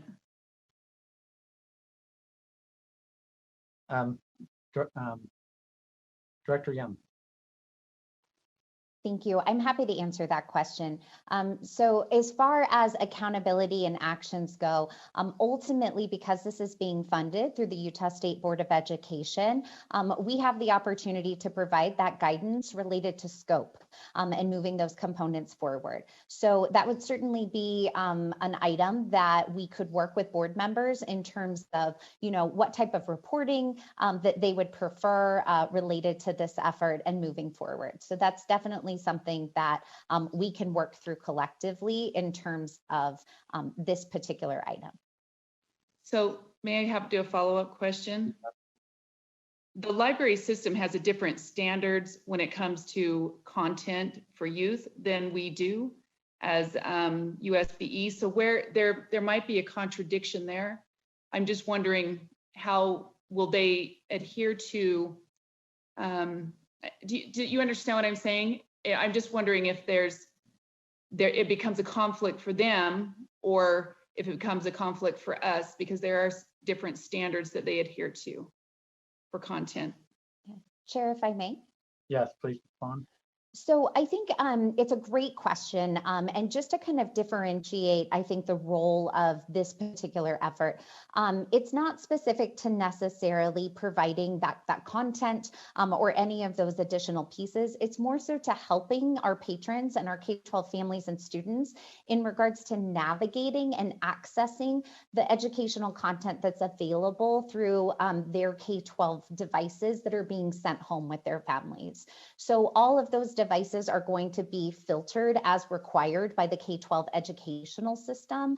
And again, it's the focus of that training is really more specific to helping families and students navigate through those particular aspects, as opposed to presenting them with different content.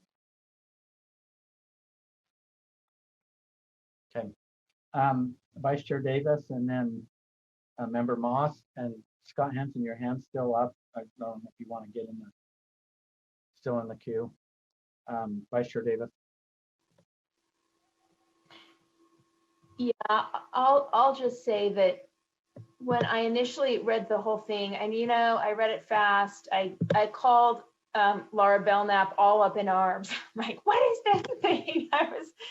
Anyway, I had to kind of rewind, go back, read it carefully. I called Sarah Young, who was gracious and took time answering all of my questions. And in the end, it was nothing that I thought it was originally when I read it. What I understood in the end was that if, a mom or a dad are just kind of beating their heads against the wall, trying to help their kids get this assignment submitted on Canvas, and it's 6 o'clock at night, they can go to their library and get help from somebody who will be there and help them kind of navigate through that system. And I won't share who, but someone recently in our circle of friends was saying, I'm really capable digitally. And I was so frustrated trying to get up and running on one of the platforms for my own child, when we moved to this online space.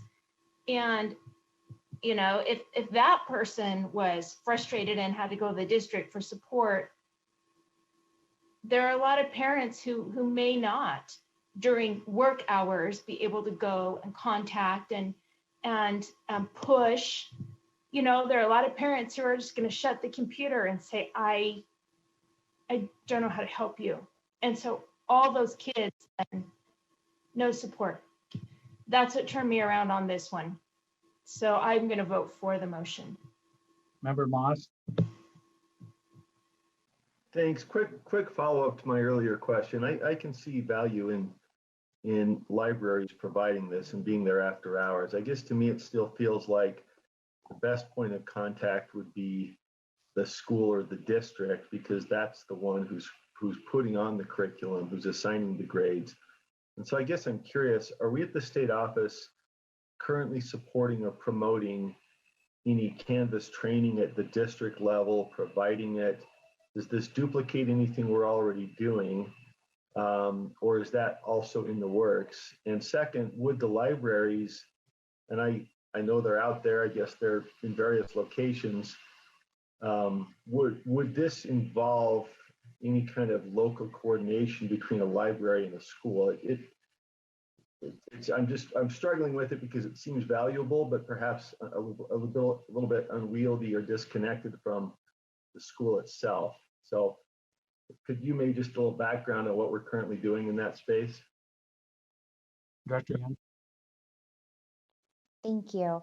So each of our individual LEAs is going to provide opportunities for their parents related to being able to, whether it's through a teacher, ask a question, oftentimes, reaching out maybe to an IT department and providing some of those different training components. So it's definitely a piece of the puzzle. Unfortunately, it's not a comprehensive piece. So what we continue to hear back from our parents and even from our schools is that oftentimes those requests for help are very time sensitive, whether it's helping a student submit an assignment or being able to access a reading that's going to be discussed the next day. You know, that sometimes because our time, the time the school is open and that the school officials are there is limited, that by the time a parent gets involved is later in the evening and doesn't necessarily have that immediate response and access that is potential through our partners with the libraries.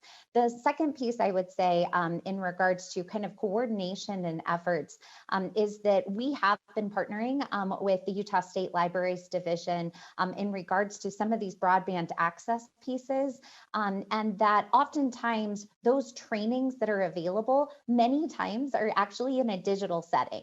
So we may have a district who's offering a video or even an early Canvas course for how you can go through that, and that we still see parents struggling to be able to access that digital content. They may just not be familiar with the platform itself to know where to click.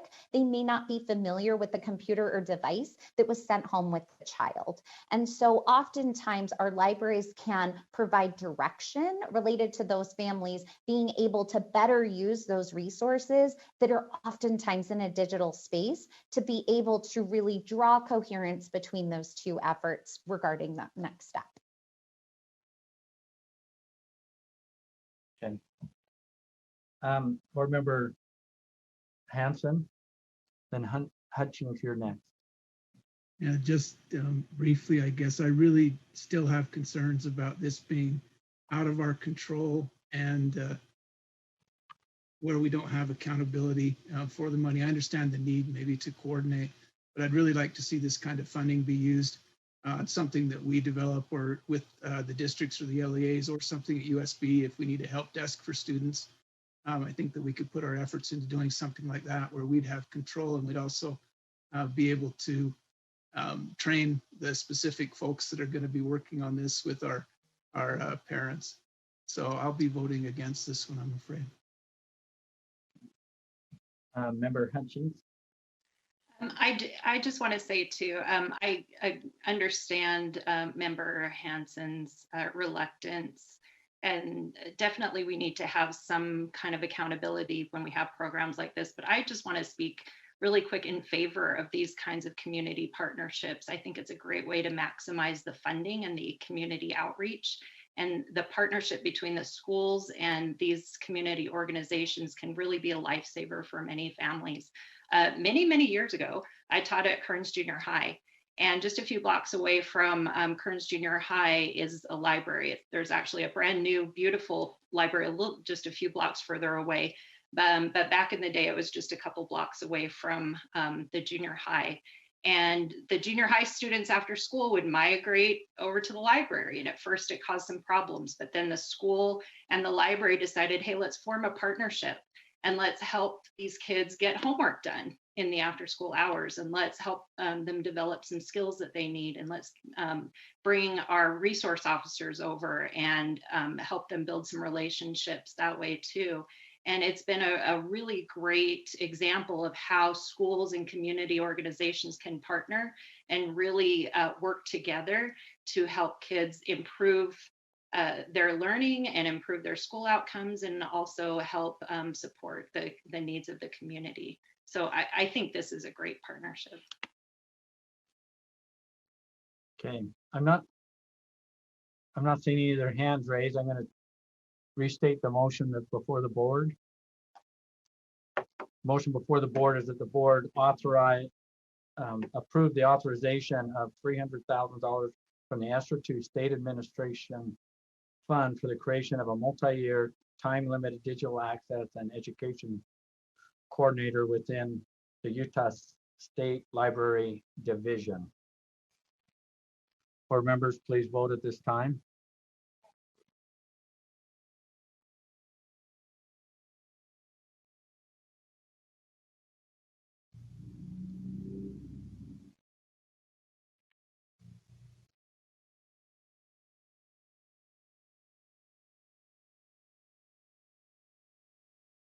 Vice Chair Belknap, was there 4 no votes?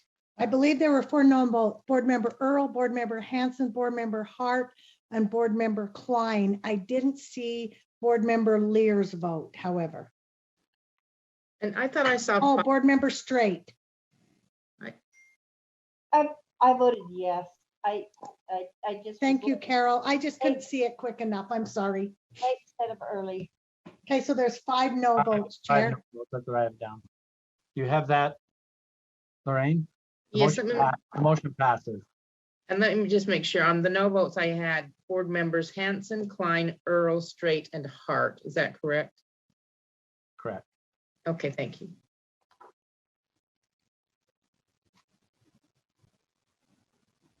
Okay, we're moving right along.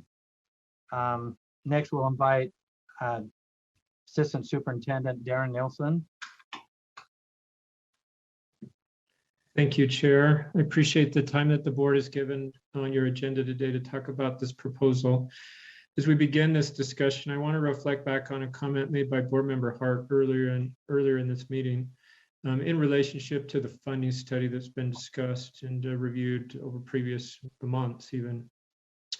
In the same regards as the funding study, this opportunity or this proposal positions the board to be proactively engaged and in a leadership role or position in relationship to looking at ways to innovate and really move Utah's school accountability system, ideally to the front of the pack and be a leader across the country in that regard, which also reflects somewhat on Board Member Hymas's comments in relationship to using ESSER funds to be innovative in things that we propose.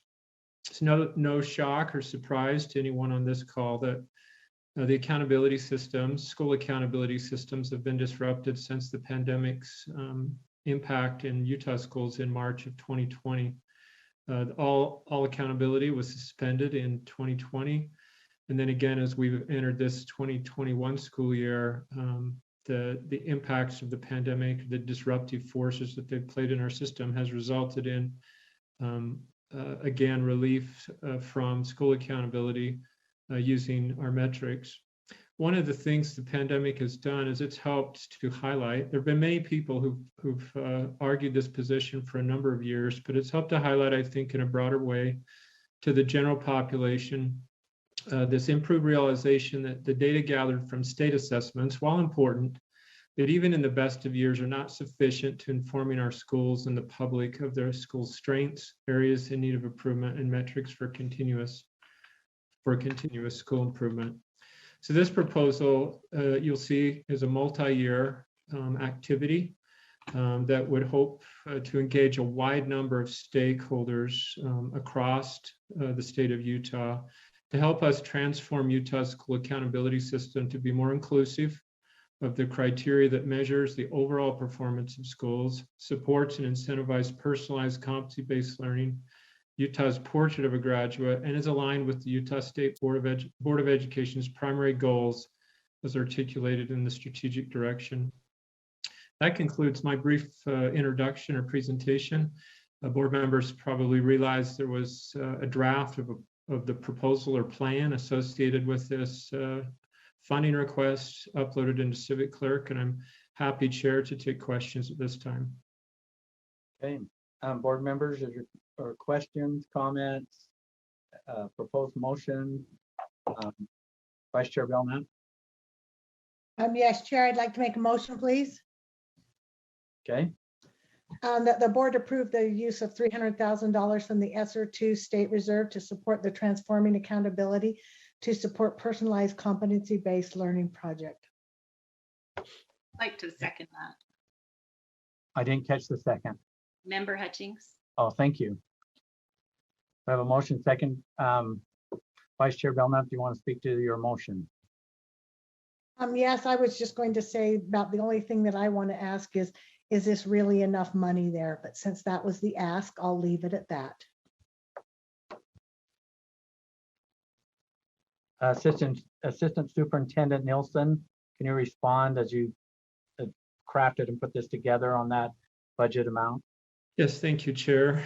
It is an estimate to Board Member Belknap's question. The criteria or the way that we came up with the estimate, the board recently completed the development of a state strategic assessment plan that involved the board hiring a consultant with professional expertise in that area and conducting several months worth of work related to engaging stakeholder feedback and developing a written report around that. We used the estimates from the cost of the development of that state strategic plan, assessment plan, which transpired over the course of about 6 months, and have just prorated that out to determine the $300,000 request that you see before you today. You have a follow-up, Vice Chair Belknap? No, thank you. Okay, we have a motion, discussion to the motion. Board Member Earl. Yeah, this speaks to the broad question of privacy as we're into the testing and accountability element to the competency-based learning. And I know I've spoke to this before, but I guess my concern was making sure that this stays localized, this stays private. This is not a way of socially monitoring people. That's a concern I have.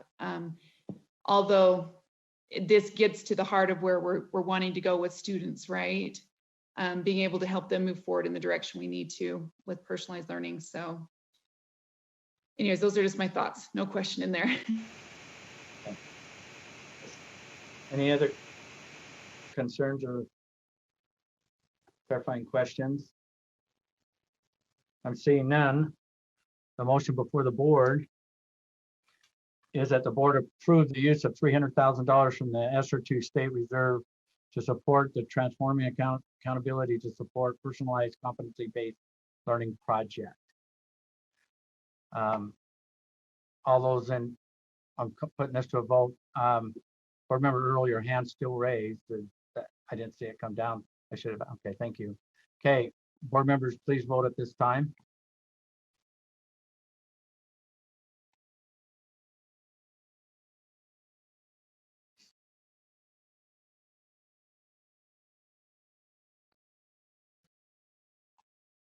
Okay, the voting is complete. The motion passes 2 no votes. Is that correct, Vice Chairs?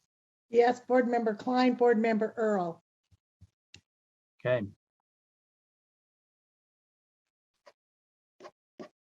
All right. Assistant Superintendent Nielsen, thank you. You weren't here very long. Okay. Next, we'll invite Director Swanson back on 8.3.4 on the early learning coaches. Yes, thank you, Jennifer Thronson, Director of Teaching and Learning. So for this particular one, this is to support our rural school districts and charters. So specifically would be supporting regional coaches. So just want to be really clear about the intent. I'm going to provide an overview of the proposal, but would like to recognize that 2 of our regional educational service agency directors will be here momentarily. We have Duke Mossman and Shane Erickson, which I actually told them I would text them when it was time so that they can join us. If you have questions more for the regional service directors, they can speak to the local conditions or the superintendent's opinions, those kinds of things. But we're here today to support the presentation and answer questions as requested by the board. So as our middle of year Acadians reading data showed, our early learners in grades K through 3 have been significantly impacted in their learning outcomes. This proposal is a request to support our rural school districts and charters with additional supports and providing them with 2 to 3 regional coaches, depending on the size of the RESA, to support their educators in addressing the learning needs of the students in grades pre-K through 3. Given our early learning data, our pre-K teachers through 3rd grade will be encountering an increased percentage of students who are going to need their learning accelerated. Given this unprecedented need, we are seeking your approval to support our rural schools and providing job-embedded coaching support. By providing this type of support and implementing what the teachers have learned in the professional learning they'll be receiving this year through the dollars that were granted by HB 114 and those that you approved last month for evidence-based literacy professional learning, we can increase the effectiveness of that professional learning and move it from what the research would show would be about a 5% change in teacher kind of performance in terms of using the skills they're learning to 95%. Our investment of those dollars that are coming from other spaces would be greater by providing these regional coaches to support that work. These coaches would also support teachers in using the tools they have locally to meet the needs of their students. So they would be skilled in their curriculum and be able to help teachers navigate what tools and resources in their local school districts would be available to accelerate the learning needs of students. We appreciate your consideration of this proposal. Importantly, the timing of this request is essential to provide our rural areas enough time to recruit coaches, as well as replace those teaching positions that would likely be lost in those recruitments. Hence why we're here with you in May. We've been working closely with the Regional Educational Service Agency directors on this proposal. They've been consulting with their superintendents and charter directors as part of this discussion. And specifically, one of the pieces for the proposal that I would like to bring up that needs amendment, we spoke with the superintendents in the southeastern area, so Grand, Moab, or Grand, San Juan, Carbon, and Emory, and in discussion with them because of the extreme rural nature in the southeast corner of the state. The proposal you have in the board backup was for 2.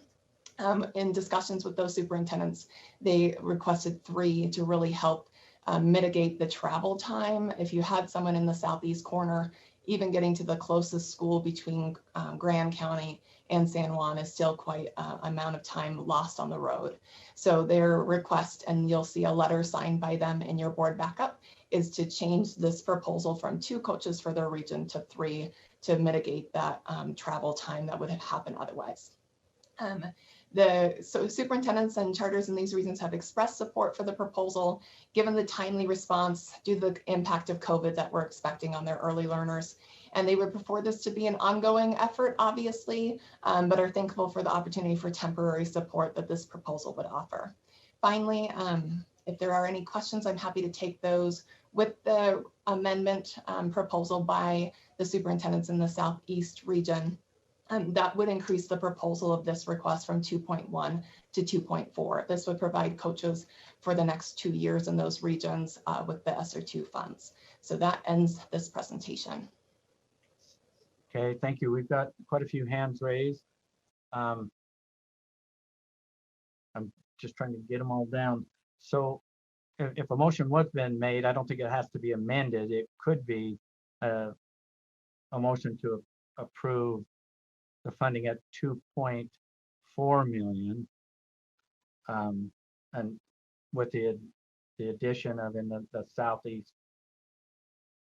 region with an additional staff person. That's what we're seeing here, or being recommended. Member Straight? Yes, just a quick point. I have a potential conflict of interest on this one. So I wanted advice on whether I should recuse myself. My brother is a service center director. So you're, as your chair, your brother is not going to gain anything from this. He's not going to gain an increase in his payroll or anything like that. Now, our AAGs are present. They can certainly weigh in if I'm seeing that wrong. Our AAGs see this as a potential conflict.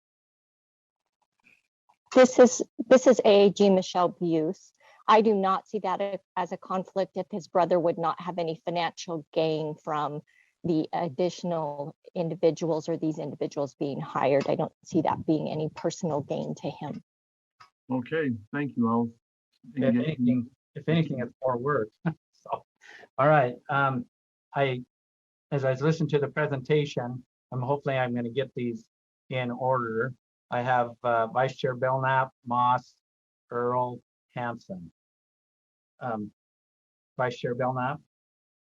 Yeah, I think maybe Scott Hanson beat me, but since I've got the mic, I'm going to go ahead. So I guess a couple of my questions are, is could this training that is going to go out, could it be scaled so it included larger districts if they chose to receive it or not? Number two, what would be considered, you said rural districts and charters, but we have some charters that are bigger than some of our, what we would consider small districts. So what does that include? Yeah, so this is for early learning coaches specifically in the regional service areas. So SCSC, SCDC, News and Qs would be the regions that they would support. So any charters and school districts in that area would potentially receive support from these early learning coaches that would focus on pre-K through 3 literacy and mathematics as their kind of job description, if that helps. So it's not a training, it's honestly the coaches. Helps, totally, thank you. Mm-hmm. Okay, Member Moss. Thank you. My question goes to, your point that they would prefer, and I know a lot of these folks are in my district and I've worked with a lot of these charters and would prefer ongoing funds, given that there's a possibility this is a one-time shot in the arm with this COVID money. What's the plan for kind of using this in a way where, it is capable of being shut off if that money's not there, and whatever's done during that time kind of translates into some ongoing benefit, even if the spigot's cut off? Absolutely. May I respond? Yeah, Director. So a couple of things we've discussed. So long-term, we're building the capacity of this coach, whether they return to the classroom, return to be a teacher leader in their building, which is part of this kind of negotiation that the school districts will work out, that if we hire you, to be this coach, there is this potential return to the classroom. And so they'll have that negotiation up front of, after the 2 years, we guarantee you a position back in our district or whatever, to make sure, but they are still a capacity built individual, as they will receive targeted professional learning and supports from the state in their roles as regional service coaches. But they'll ultimately, for these couple of years, just provide that kind of needed injection of additional support for teachers as they navigate these additional needs for students. So the other thing that we'll be doing is measuring their impact. Part of HB 114 before was to increase coaching, but the legislature would like to see additional impact data of what that looks like. So we'll be measuring how the teachers feel supported and provided with the tools and resources needed to do their job. It is one of the #1 reasons our teachers leave the profession is lack of support and resources and tools. And so we are hopeful that through these coaches, they'd be able to see teacher retention improvement, as well as just teachers feeling like they have the knowledge, tools, and resources needed to do their work because they've had the support of the coach. So we'll get some impact data, given that our original HB 114 proposal was $18 million and we got 5. So this would potentially help the legislature see the investment and the opportunity of how coaches can kind of transform the supports for teachers. Thank you. Member Earl. Yes, my question is, has to do with the training and maybe more specifically the personnel getting the training. Do you know if they're going to try to bring people in, or are they going to try to train people that they have already available in these areas? And maybe, and I don't know if we have our service center people here or not, but we do. For this particular one, the coaches would be reinforcing whatever professional learning those school districts were providing. So if they're a school district or a charter that's qualified for letters, that coach would be able to reinforce the content that those teachers are receiving to help them implement those new practices into the classroom. If the LEA is implementing some other professional learning for their early learning grades teachers, the coach would be attending those sessions and then being able to come back and follow up with teachers in classrooms to support them in what they've learned and applying it into the setting with their students. So there's no actual training in this proposal. We would be meeting with the coaches on a monthly basis to get a feedback loop going, like what's going well in your district, what resources and tools do you need to do your job, as well as sharing with them the resources and tools we have available. So kind of this back and forth communication with these regional service coaches, so that the state office also has a better pulse on what are the needs in these rural communities that we can help support with either immediately or inform us for short-term and long-term needs in the future. So that's kind of a dual intent with this. Okay, I'm very much in favor of this. I think this is a great use of money, so. Member Hanson? I just wanted to speak in favor of this as well. I think this is right on target for the use of ESSER funds. We have a problem that's directly tied to COVID with this cohort of students that's moving through that really were deprived of a normal education, and there are some deficits there. Even if it is short-term money, we can address the needs of that cohort with this money. And so I think that we're right on target with putting the money directly to where it needs to go to address the problem that ESSER was supposed to address. So thanks to staff. I appreciate this one. Member Straight?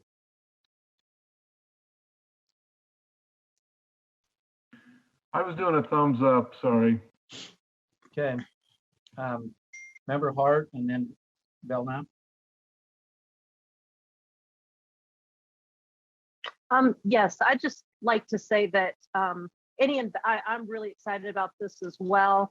I have personally seen the benefits of high quality coaching, and I just like to point out that any investment in capacity building of our educators and people working with students is not a short-term solution, it's a long-term solution.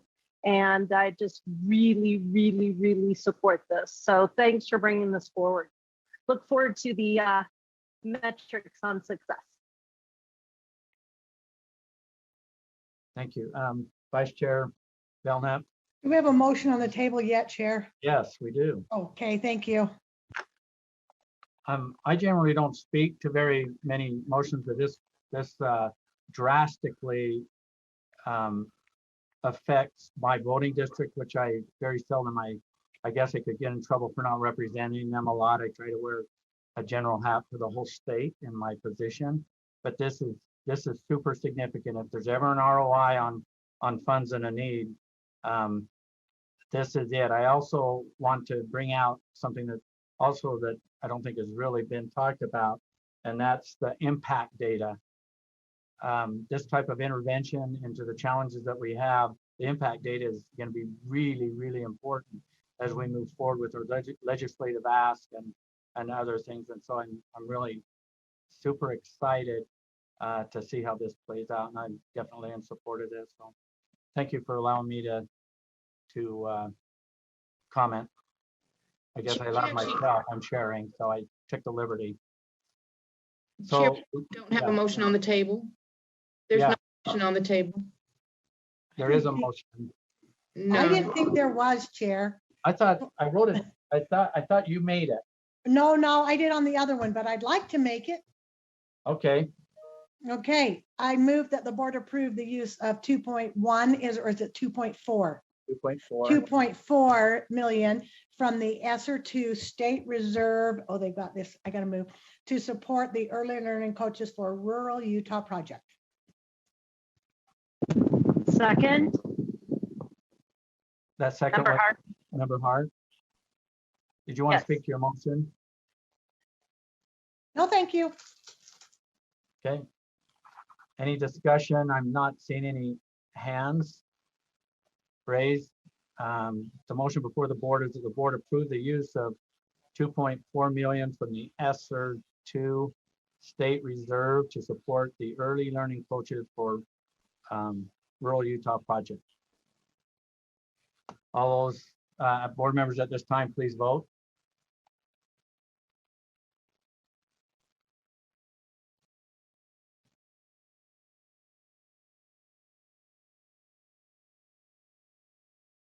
I think I saw all of them except for Vice Chair Davis. Oh, there it is. She came in. Yep, got it. Voting is complete and the motion passes unanimously.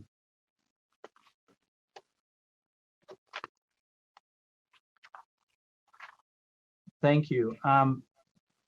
Next, we're going to move to, and then after this next actionable item, I will take a quick break.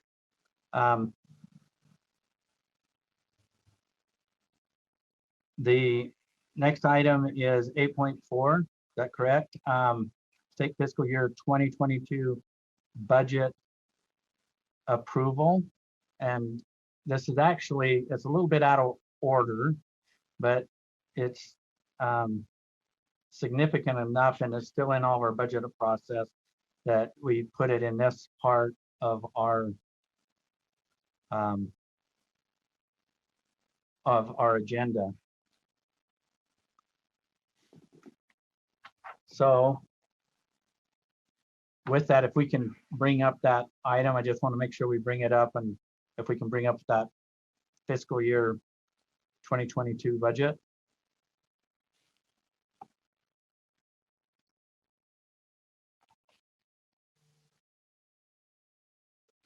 So the motion that came out of committee on this particular item, I'll state that motion. In fact, probably might be best right now if I turn the time over to Vice Chair Davis, so you can handle this, and then I'll report from committee. Are you ready to receive this? Receive the helm? Sure. I didn't realize fully that I was receiving.